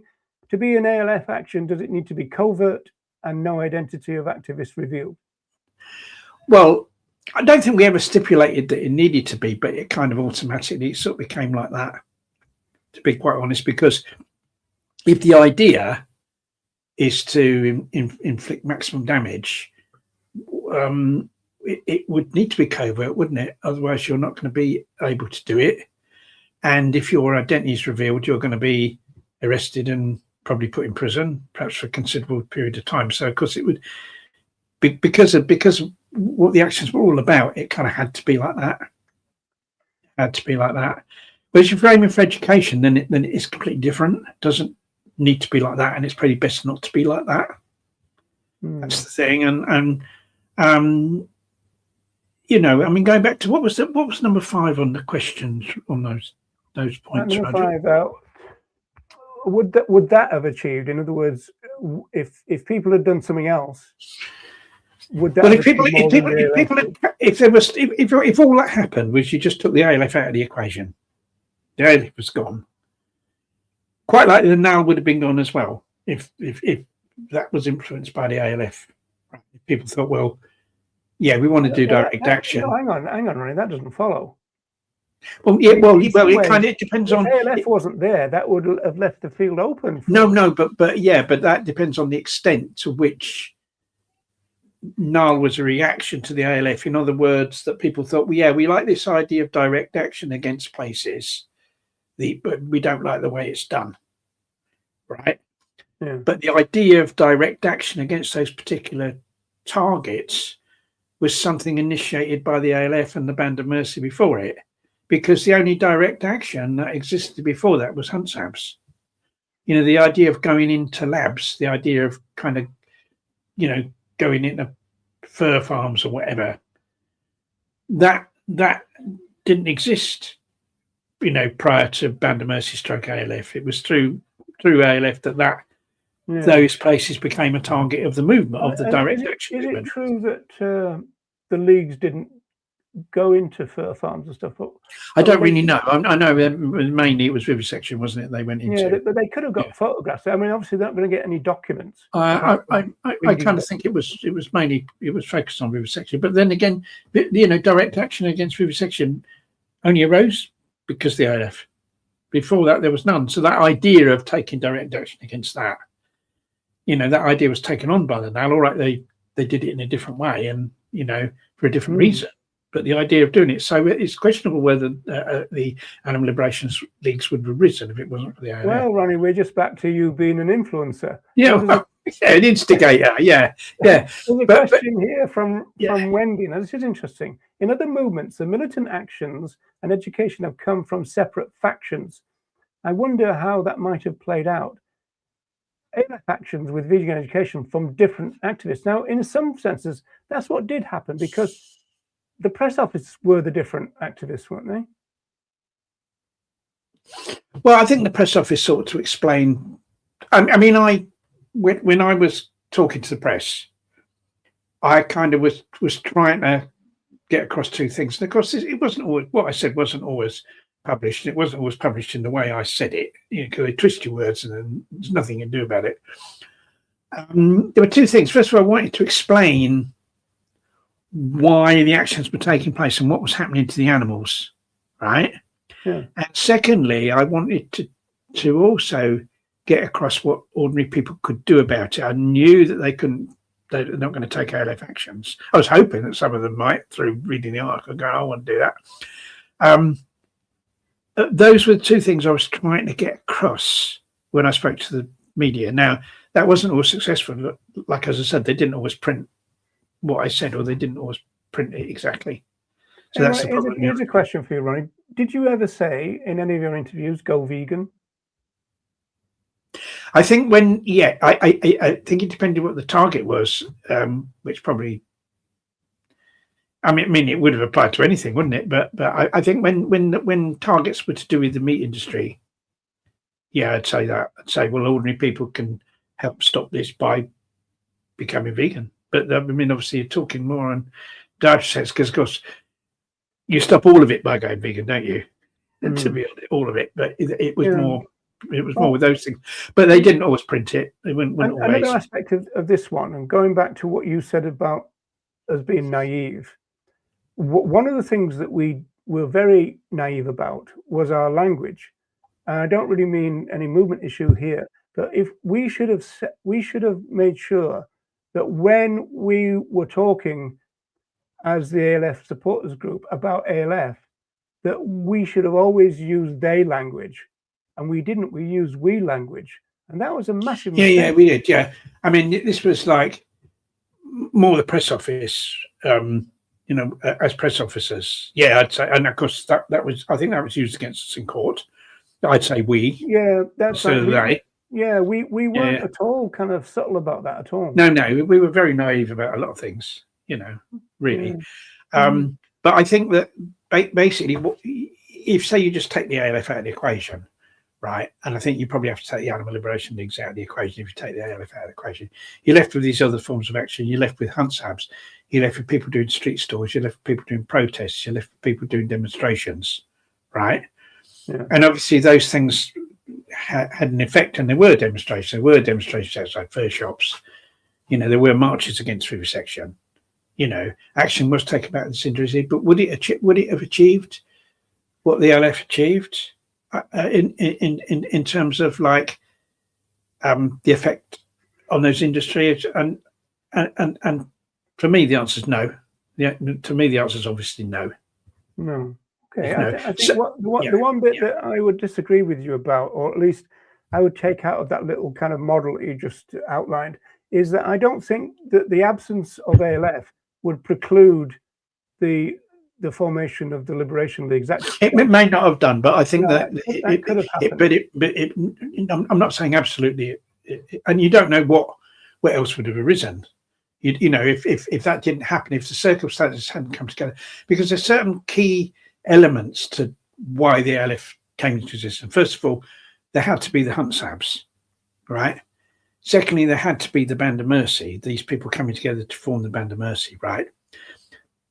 Thirdly, I believe that film, the Open Door film, was really important as well. And if that hadn't been shown to create more people coming to that could be true, and then there had to be all these people coming forward saying, I want to do that. But that was only because there'd been that film and there'd been Hunt Sabs. So there's all these things that, if any of those things had been missing, there would be no ALF. I'm not totally convinced you can say that. I think it would mitigate for that argument, but not. Well, whether something else would have. It's like saying, with us as individuals, there was certain things caused us to become vegan, right? If those things hadn't happened, would something else have happened later in our life that would have kind of ignited that spark? If you see, ignited that fire in us or whatever to become vegan. I think the vegan strategists would have come along, and we'd all be fired up by. Here's a question, Ronnie. But you see that's the thing. I just wonder whether this is possible. This is just speculation, but I think there's something in this. You said before that quite a few people would straddle the divide between the Liberation Leagues and ALF. Yes. And I know that was true because I was one of them. Yeah. Now, that means that in that sense, this caused problems for the liberation leagues, and I'll give you an example. When we did the Battery 22 raid, some of our fellow arms of chickens were liberated. You know, some people went, right, I'm having a few of these, and then they fucked off over the fields. Right now, if in other words, if there wasn't ALF people within the Liberation League, that wouldn't have happened. And so therefore, the ramifications for the Liberation Leagues might not have been so serious, because they wouldn't have had to deal with things like theft and because as I said, if you're only taking documents, then or pictures, or pictures, and then you can, it's easier to get away with, this law about, and I mean, I've known people, I knew some people that got off that use that defence even when they rescued animals. That permanently, you've got to permanently deprive them, because they said they were going to take in the animals as part of some publicity thing, but then they'd go back or something, and they got off. But with documents, you just photocopy them and they have the documents back. Then you've got the information, they've got the documents back, and you can't be prosecuted. So I think that's, we've got a couple or three quite challenging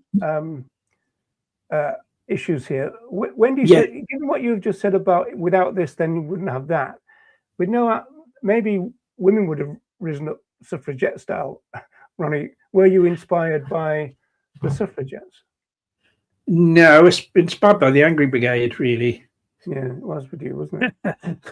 I don't know whether people know, and the Situationists who the Angry Brigade were. Well, if you ask me though, Ronnie, the suffragettes were pretty bloody angry, weren't they? Well, they were angry, yes, of course. I mean, I think it's important to be angry, and I am angry. I mean, it's a fuel generated by anger. As long as the anger doesn't control you, you use it as a fuel. I think that's really important to be angry. If anyone's not angry about, what's happening to our fellow animals, and there's something seriously wrong with them, to be quite honest. But going on. But you see, so if we're talking about a situation where all that happens is the ALF's taken out of the equation and everything carries on, I think the movement that our fellow animals would have been worse off. But if we're talking about something if the movement had developed in a different way, which is all speculation, because whether it could have done or not is a different thing. Then I mean, one thing though, Ronnie, is that me and you would have been doing educational work. Well, you see, the thing is that kind of, you see, what happened was, as I said, you've got these organisations prior to the 60s, or prior to the 70s as well, really, if you sort of exclude the Hunt Sabs, who were very conventional in their campaigning. Like I said, these organisations that want to send us money, we'll do it all, write your MP, and we'll put the pressure on the politicians and blah, which made no difference, of course. But these organisations was focused on single issues, anti-vivisection, I guess fur trade, zoos and circuses, hunting, factory farming, as in case of compassion, well farming as well, and live exports. And kind of what happened, but you said, the Vegan Society wasn't amongst that. They weren't seen as this like a campaigning organisation. And then what happened when you had this upsurge of like the upsurge of the grassroots began in the 70s. More people, the idea of animal rights, more people want to get on board with campaigning for our fellow animals. What kind of happened was that they just carried on with the same activities that the existing organisation did, but just made those activities kind of more militant and more grassroots. Yeah, they carried on with the same, didn't they? And they carried on with single issues. There's loads. I mean, we could have another program on this in the sense that if you've got the upsurge in, you've got the upsurge in the grassroots, And we're suggesting perhaps that because of the structure of the grassroots, they would be much more likely to be vegan friendly, much more likely to be rights-based. Because what had happened during all that time is that the rights-based vegan thrust of the grassroots was being translated into welfareism by the national groups all the time. Yeah, but you see what happened was people became vegan, but they didn't campaign for veganism. They became vegan and carried on campaigning against, that's what I'm saying. That's probably because the national groups at that time they were petrified of the word vegan. I think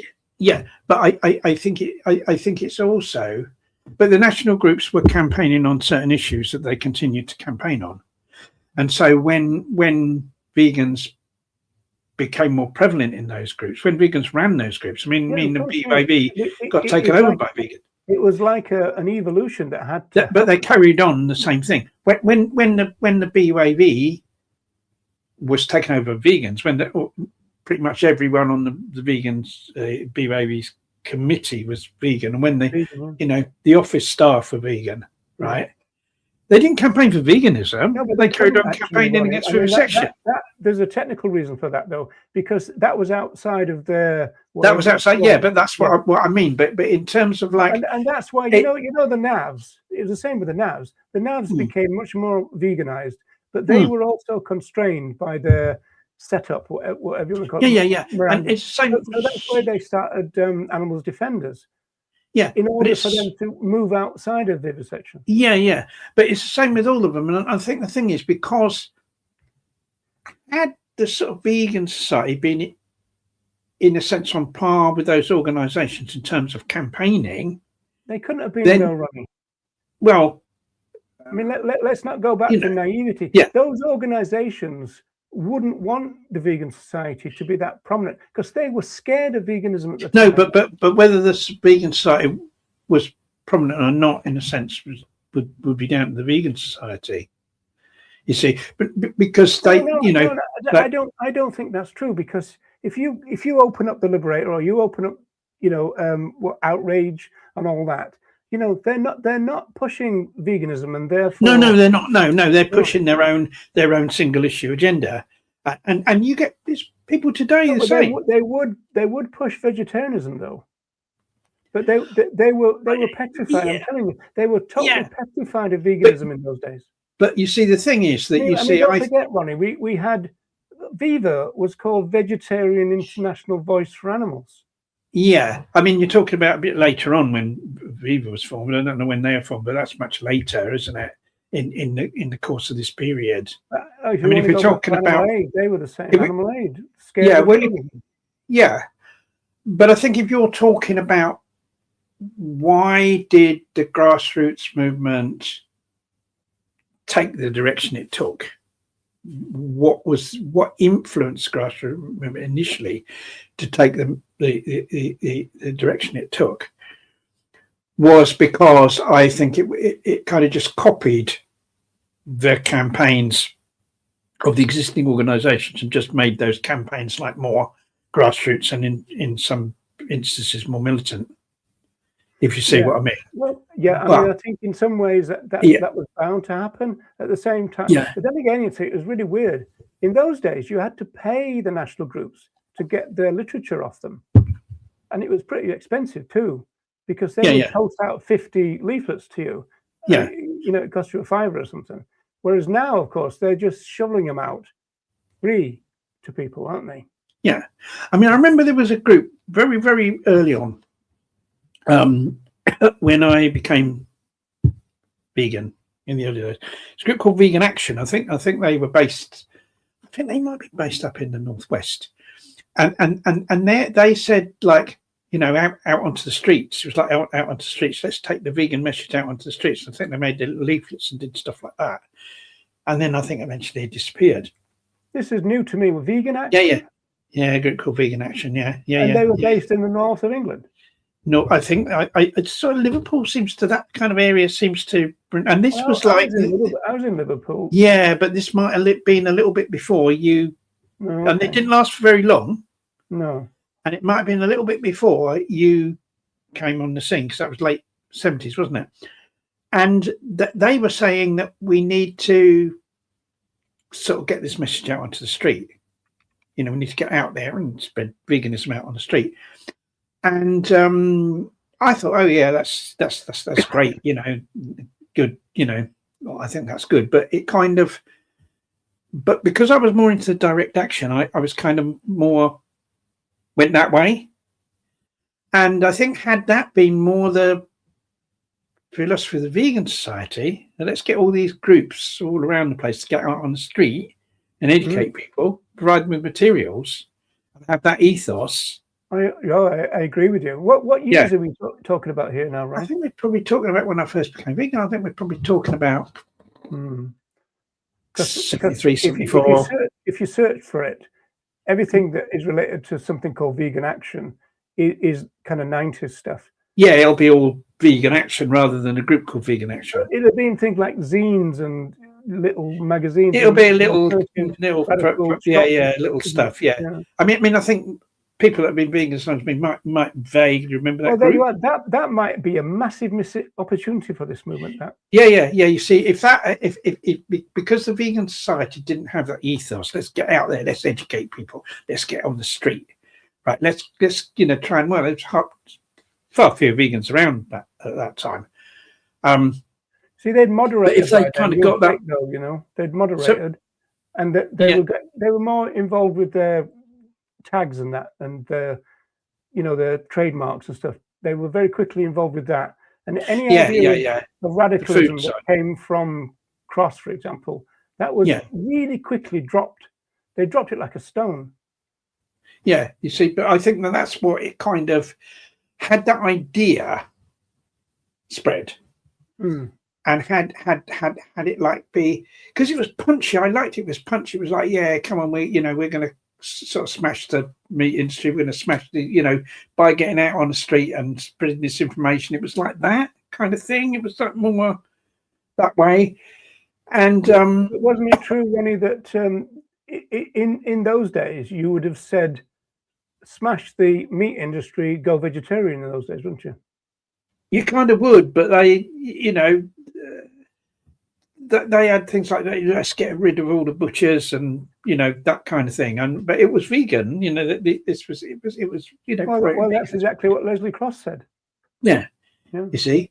So, and that quickly disappeared, maybe because there wasn't enough people took it up. But if there'd been, but you see, of course, they didn't have. Had the vegan society taken up, this was just a small group of people just acting on their own accord and trying to let other people know, and that fizzled out. But had the vegan society done it and said, right, we're going to create a grassroots movement of education everywhere, then I think had it, had the kind of wording been right, then that's another thing. Yeah, I think you're right. That activists would have been attracted to. We ought to write a history, the movement of missed opportunities. Yeah, that's another thing the activists would have been attracted to. And so I'm not saying everyone would have been attracted to it, but I think you would have had a very early grassroots vegan outreach movement starting then. And how that would have, the impact that would have had over the years in terms of education, right? Might, I think, quite easily have resulted in far more animals being spared than were spared by the ALF. Yeah, but of course it didn't happen, and so definitely an interesting hypothesis that you're putting. I'm going to drag you back to animal liberation. Why do you call this liberation? They just breed more. The liberation is the delusion of animals as objects. Well, I don't quite understand the question. When you talk about animal liberation, you talk about the concept of, the idea, the philosophy of animal liberation. I don't understand quite what the question is.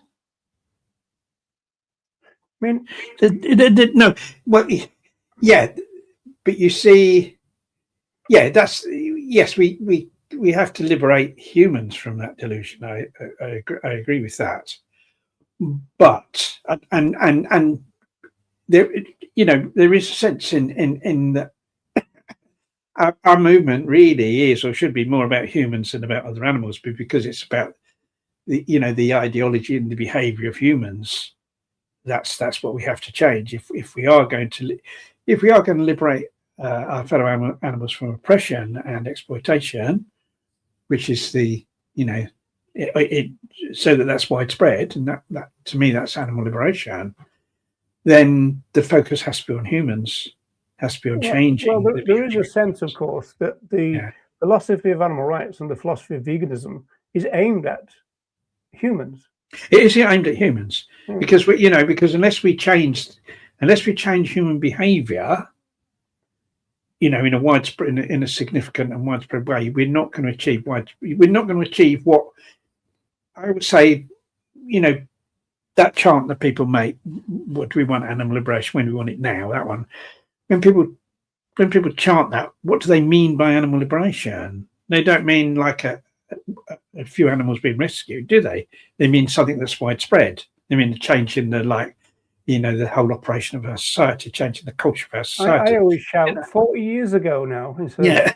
Well, yeah. I mean, so if we're going to ever achieve that, we've got to change the way humans behave. So the focus has to be on humans. I mean, where the focus is on our fellow animals, then I think a lot of positive things come out of that, like animal rescue. It's very positive. I mean, I support rescues, contribute to them. Hunt saboteurs is a form of animal rescue, isn't it? Really, you're saving those individual animals from being killed. In relation to this question, they'll just kill them with terrier people rather than the hunt. I mean, so there is. Well, I think if you're going out on a hunt and they're chasing a fox and you manage to do something where that fox gets away, then you kind of have saved that fox. At least that fox is going to live longer than otherwise would have been the case. We don't know what might happen the next day, but you see the question for the entire show. Now I think we maybe put a cap on it at 2 hours, so we've got 9 minutes left. So okay. It is true that this is true. We are saying vegan like everybody knows what it means, and we do know that a lot of people don't know what veganism means. But I think we can probably safely say that of all podcasts, that the audience of this one is going to be much more in tune with what veganism is, and they'll know what it properly means. Now, that's not obviously saying anything about the people who will watch the recording, but in terms of the people who are now in the audience, I think that we can safely say that, generally speaking, they're going to have a pretty good grasp of it. And so that's why it is a genuine concern, but not so much for this program, I don't think. No.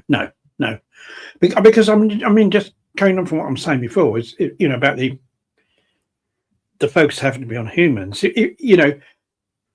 Acting positively for our fellow animals, you can focus on the animals. You can focus on things like rescue. On you can focus on hunt sabs. You can focus on. I mean, pressure campaigns. Animals have been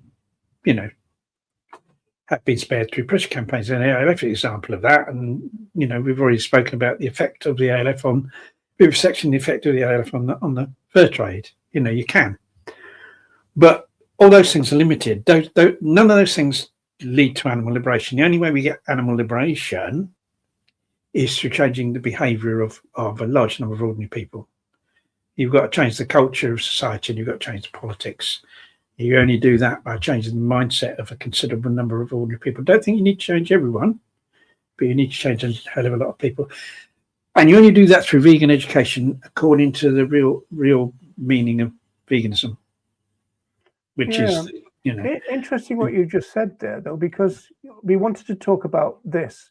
Now, in a sense, ALF and the leagues created the information which created these kind of there was a because obviously the ALF was going within the age of the internet. There's hardly not a lot around, really, in terms of photographs, film in particular. I mean, the animals film, that's why the animals film was such a breakthrough documentary, because 1981, and people were seeing things for the very, very, very first time, like debeaking. never been shown on film No. before. Right. And so I think the ALF actions where photographs were taken of conditions, say inside laboratories, video was taken. I'm sure it did lead to far more people being involved in events such as this. So this is a World Day march, because at one time, when World Day Fran was in laboratories, there'd be 10, 15,000, 20,000 people even on marches. You go back to the 80s. This was a march in, I think, was this in 1992 or was that something else? That's not 92, I think, was it this one? I don't know.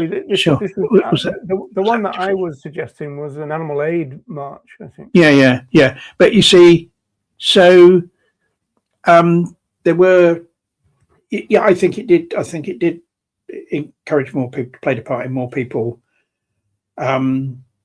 But that was because the national organisations would publish photographs of animals rescued by the ALF. And it's interesting, isn't it, Ronnie? Because when they started to attack ALF, they were kind of biting the hand that fed them, because they weren't getting film and pictures and documents from anybody else, were they? No. But the reason they attacked the thing is, they are into wanting to cozy up to politicians, weren't they? We want to change the law, so we've got to be friendly to politicians, right? So of course, because a lot of these people don't distinguish between one group and another, because they were worried that the ALF doing damage would make it harder for them to influence the politicians. The politicians would see they and the ALF as being more or less the same thing, or at least in bed together kind of thing. And that's why they didn't like the damage actions. You see, and that's what that led to that kind of led to that rift occurring, because we were going more in the direction of economic sabotage. Yeah. More and more in the direction. What are Homo sapiens called, Ronnie? You're not supposed to read that. You're supposed to answer my question. Homo sapiens, humans. Yeah. So, Wendy's saying she likes the way you say the word humans or something. Humans. Well, Homo sapiens is ridiculous, isn't it? Wise man. We're talking about wise. I think it should be Homo tyrannicus or something like that. Some academics Homo sapiens, arsolius, don't they? Sapiens, wise. Yeah. But they say it twice, don't they? I mean, there's some that categorize humans as Homo sapiens sapiens. Yeah, I don't know who they are. I really don't know who they are. The ones that are doubly wise. Right, so Ronnie, you've got 3 minutes to wrap all this up into one neat little block for everybody to go away and. Well, I think my conclusion is that influencer called Ronnie Lee, and he says this. I think that if you just removed the ALF from the equation, everything stayed the same. We'd have the situation now would be worse for animal liberation. But had the movement evolved differently, so you had a big grassroots vegan outreach movement, sort of right from the 70s, so that we hadn't been controlled and manipulated by the national groups as well. Well, yeah, I mean, if it had been I see the, I would see the vegan side as instigating that, but of course they not like they didn't. Had that happened instead. But the vegan side, even now, they're not visible in this conversation, are they? We just talk about veganism, but we don't. Yeah, no, but they're not because their emphasis is on the food, and a massive percentage of their work is on the trademark thing.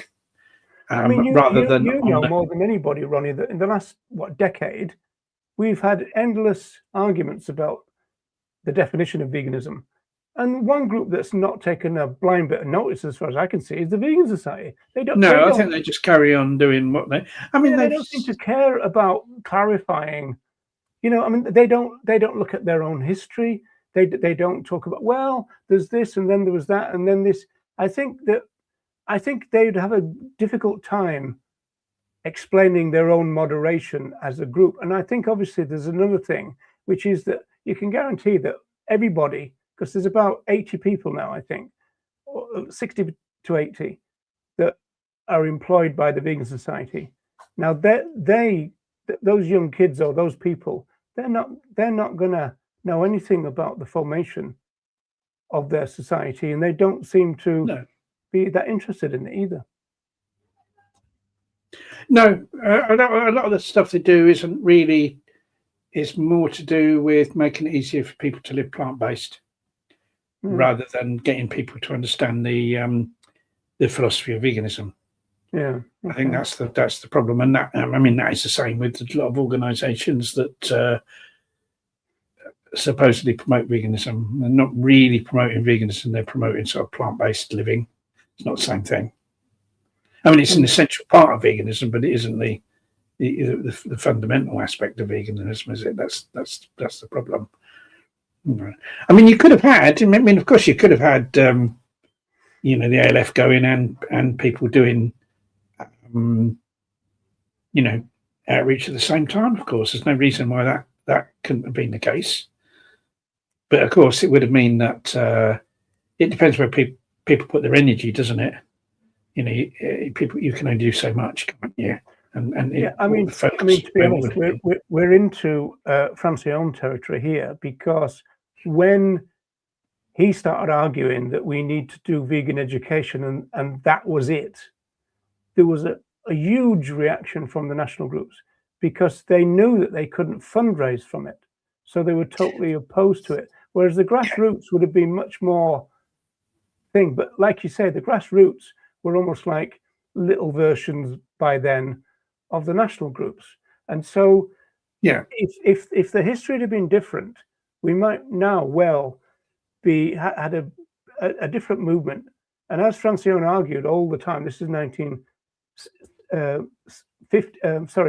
now, that if we'd have started doing vegan education 20 years earlier than we did, where would we be now? Well, we'd be so much further, and that's the anchor is the national groups. Just is. Yeah, we'd be so much further on in terms of the goal of animal liberation. I think we'd still be a long way off, but I think we'd be further along the road with it. And the number of animals spared in the meantime, if you think that the average person in here in the UK through their diet is responsible for the deaths of about 100 animals a year. If we had far more vegans, that would equate to massively more animals being spared as well. Yeah, well, obviously those figures are disputed. We know that, but yeah. Anyway, we're over our second cap time, so probably time for us to vacate the airways. Of course, it's all. I mean, it's interesting to talk about this, and it's another sort of take on another way of sort of commemorating the 50 years of the ALF, isn't it? That's not been done before. Talking about how would it be if there wasn't an ALF, but I mean, I think we have to. It's almost been kind of like we're regarding ALF as a huge part of a jigsaw, but where does it all fit? And does it all fit? But I think what's important is that we think about, that's the past, and it's good to talk about that and what might have been, but what we've got to focus on is the here and now, and where do we go from here, and where do we go from here in terms of achieving animal liberation? Because one thing that I got the answer to that, but it needs another program. It needs another program, because the thing is, we're not gonna, I see it as impossible that the ALF could revive as it did in the current situation for lots of reasons, and so spending a lot of time. But in some weird way, we don't. Yeah, I mean, in a sense, ALF is less relevant now than ever, isn't it? not needed? Well, it's much less possible now than ever for various reasons. But what about needed though? I think primarily what we need is massively more vegan education and massively more vegan speech ALF not necessarily because and ALF. Well, I think there's a place for direct action in the sense of being a means of education. I think it can, and I think direct action can be used in an educational way, and that would play into that. Yeah, but which in our naivety we never. But basically you try to take down these industries, and the state takes you down. We've learned from that. We need to learn from what happens. Actually, what was it that happened in the past? And so we need to learn from that instead of sort of trying to repeat the same thing again. There is another thing as well, Ronnie, is the fact that we used to complain. We were right at it during the time of Thatcher, and we were thinking, fascist and all that. But I mean that. Nothing compared with what now. I mean, the actual. Thatcher was mild compared with some of the right-wing politicians we've got now. Well, compared with some of the people in the Labour Party now. She's probably more left than some of the Labour Party people now, to be quite honest. Although it's so bizarre, but the point is the idea of it coming back in any big way. In the kind it's not going to be. You see, the thing is, you already see it kind of happening now. I think in the UK, just in recent years, so talk about anti-vivisection, that 4 years in succession, and it kind of all started with an upsurge in the anti-vivisection movement here when we had Camp Beagle started off and all that, and there was this big upsurge in people doing anti-vivisection stuff. And it's noticeable that since then, for the past 4 years, there's been a fall in the number of animal experiments in the UK. And the figures have just come out for last year, and they're the lowest since the current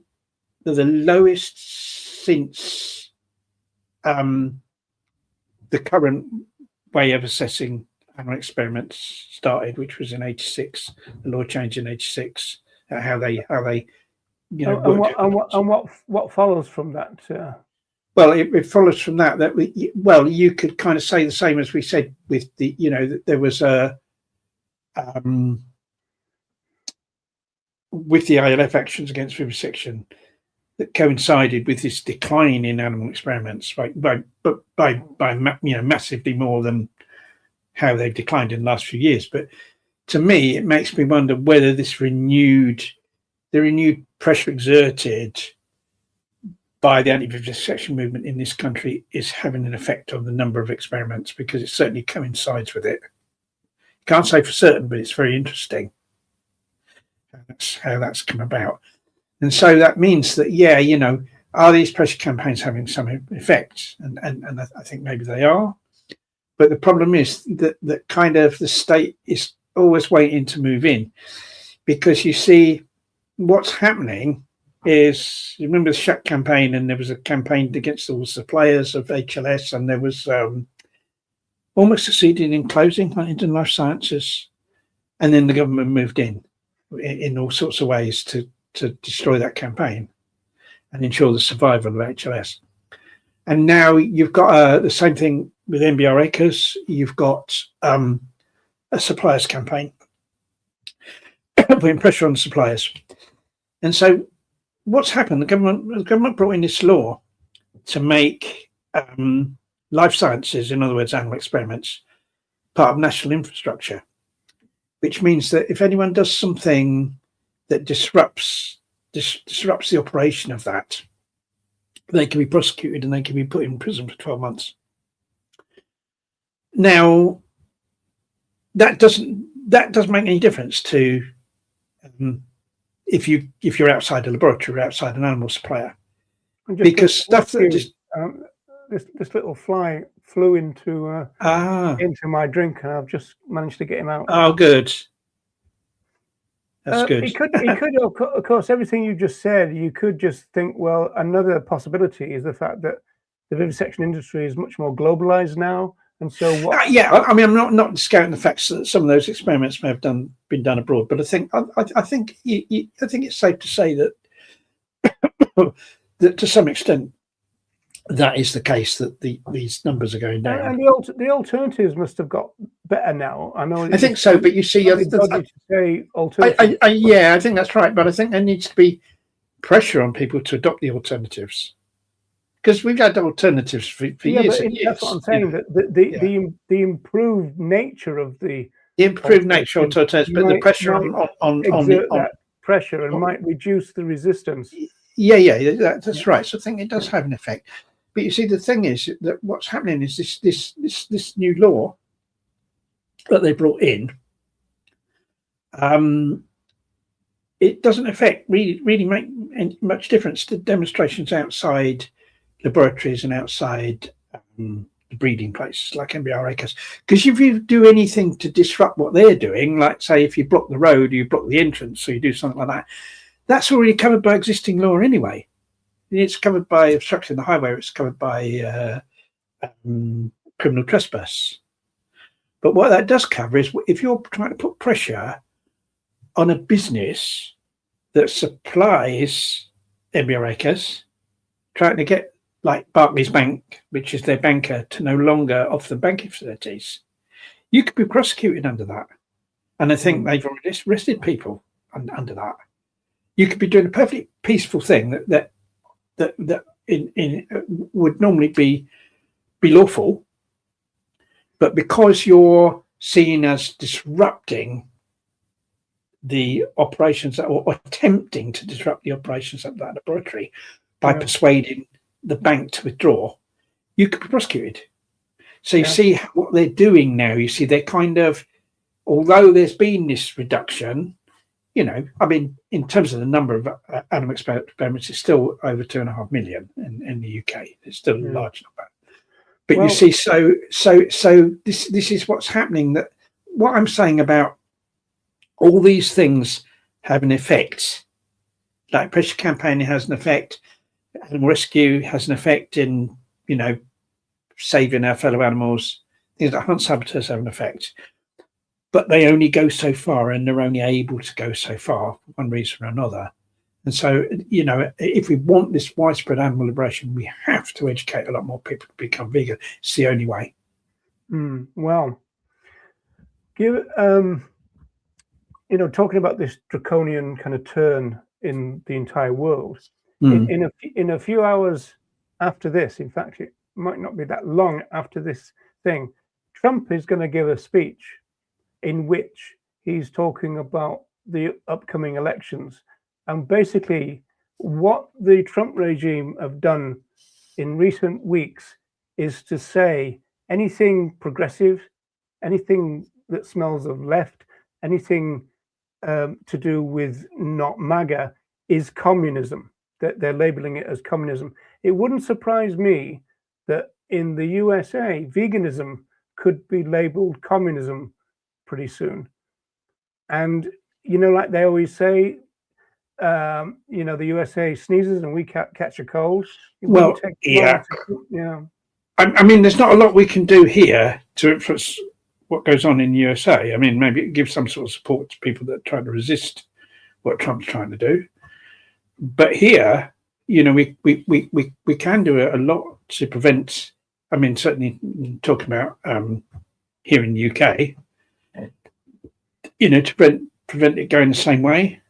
You know, first of all, haven't you got Musk interfering with your electoral system now? Well, you got Musk supporting the far right. He's supporting the real far right. Yeah, like people like Tommy Robinson and Restore Britain. These really extreme right, you know, operators. And it's really important that they don't win the next election. It's really, really important that they don't form the next government, because, like, you know, Reform UK are pro-hunting. You know, the structure's already in place whereby they could say prescribe the hunt saboteurs, so that anyone involved in the hunt saboteurs would be then deemed a criminal and could be put in prison. Same as they've done with Palestine Action, similar to what the Labour government did with them. That's already in place. You know, so that's the danger. And they're very pro the guy that runs Restore Britain. is an animal farmer. You know what I mean? And so, well, what Deb says here is really true, because he's basically saying you can't have a vegan running in Texas. The only kind of thing that's moved things forward a little bit now is that Trump could never say vegan. He always used to say vegan, whereas at least he's saying vegan now. But what Deb is saying here is true, you know, and it was true that the person he was labeling as a vegan wasn't a vegan. And so if you can seem to get political advantage by saying communist and also vegan. Not only a communist, but even worse. Well, so you know, I mean that's where we are. You know, we're in a, you know, yeah. So for people who think they're going to get anything through politics at the moment, they're deluding themselves. Well, I think you have to. The problem is it's banging your head against a brick wall, because you're dealing with people who are ideologically opposed to what we believe in. So you have to change those people. You have to change, but you have to engage on a process whereby we change those people. Yeah, and the only way you can do that is by vegan education. Vegan education. And what they're willing to vote for. Yeah, you get more vegan politicians and more vegans prepared to vote for them. That's the only way. Yeah, it's a long-term process, but there isn't anything quick. There is no quick way. If you look at what we've had from government, you know, people banging on the government, we want laws. Here in the UK, what we had? We had a hunting act that's weak and not enforced, right? So-called ban hunting. We got, like, you know, a law against fur farming. Fur farms had to close, but furs can still be imported from abroad, and the fur trade would probably be just as, like, vigorous as it had been if it wasn't largely for the ALF. So nothing to do with governments, people carrying out direct action, and also an element of education as well, you know, from other groups. What else has the government done over here? What else? In all those years, in decades and decades and decades and decades, people campaigning. That's all we've had for government. And you think that would make people think, well, hang on a minute, aren't we doing something wrong? Well, they updated the Cruelty to Animals Act, didn't they, in 1986? Yeah, but you see, that was where they changed the way that animal experiments were counted. Yeah, it actually further protected vivisectors too. Well, in actual fact, it led to an increase in the numbers, because they were counted. It led to the experiments being counted in a different way. You see, that's what I understand. But that's all it was. It wasn't a protection. It didn't protect any animals. It's just nonsense. And I agree with you that we're not going to get anywhere as long as speciesists are making laws. Whether there's ever going to be a party that's not speciesist. Well, the only way there's ever going to be a party that's not speciesist is to create more vegans. You see, because those vegans, well, I mean, the party I'm most hopeful for, the Green Party. I mean, you know, the leader of the Green Party is vegan. They got a lot of vegans involved. Their policy is to phase out animal farming, and end all vivisection, end all hunting. You know, they've got lots of, you know, good policies for animals. They won't give those policies any priority, of course, but those policies are there. If you had a lot more vegans involved in that party that influence them in the right direction, a lot more vegans to vote for those politicians, then they could be the vehicle for change, for changing the law. They could be the vehicle. I see them as probably the best party to use as a vehicle to bring these things about. But still means creating a lot more vegans. It's kind of what you always say, Ronnie, that whatever is the question, the answer is more vegans. Right? It absolutely is, you know. And it's just getting people to understand that, because, of course, the thing is, it's not exciting. It doesn't put people who know what veganism is, of course. Yeah, to understand that, you know, according to philosophy, that, you know, I mean, veganism is basically is a really big thing. Said, you know, there's a focus and there's scope to it, and it's, you know, it's really a really big idea, to be honest. You know, the veganism can save the world, but we have to educate a lot more people to become vegan if that's going to be the case. Right. Okay. Is that it? Are we? I'm going to need another wee soon if we carry on like this. I should have worn the special underpants, really, to be quite honest. Yeah, well, I've done okay. No, and nobody can see this hose pipe. Are you boasting? No. No, I don't ever make those jokes because I can't back it up. No, I never make those jokes. Right, so, well, this has been an interesting exploration of what could have been and what should have been and what might have been. Yeah, it's been interesting. Just another take on it, isn't it? Another way of looking at it. It's an interesting one.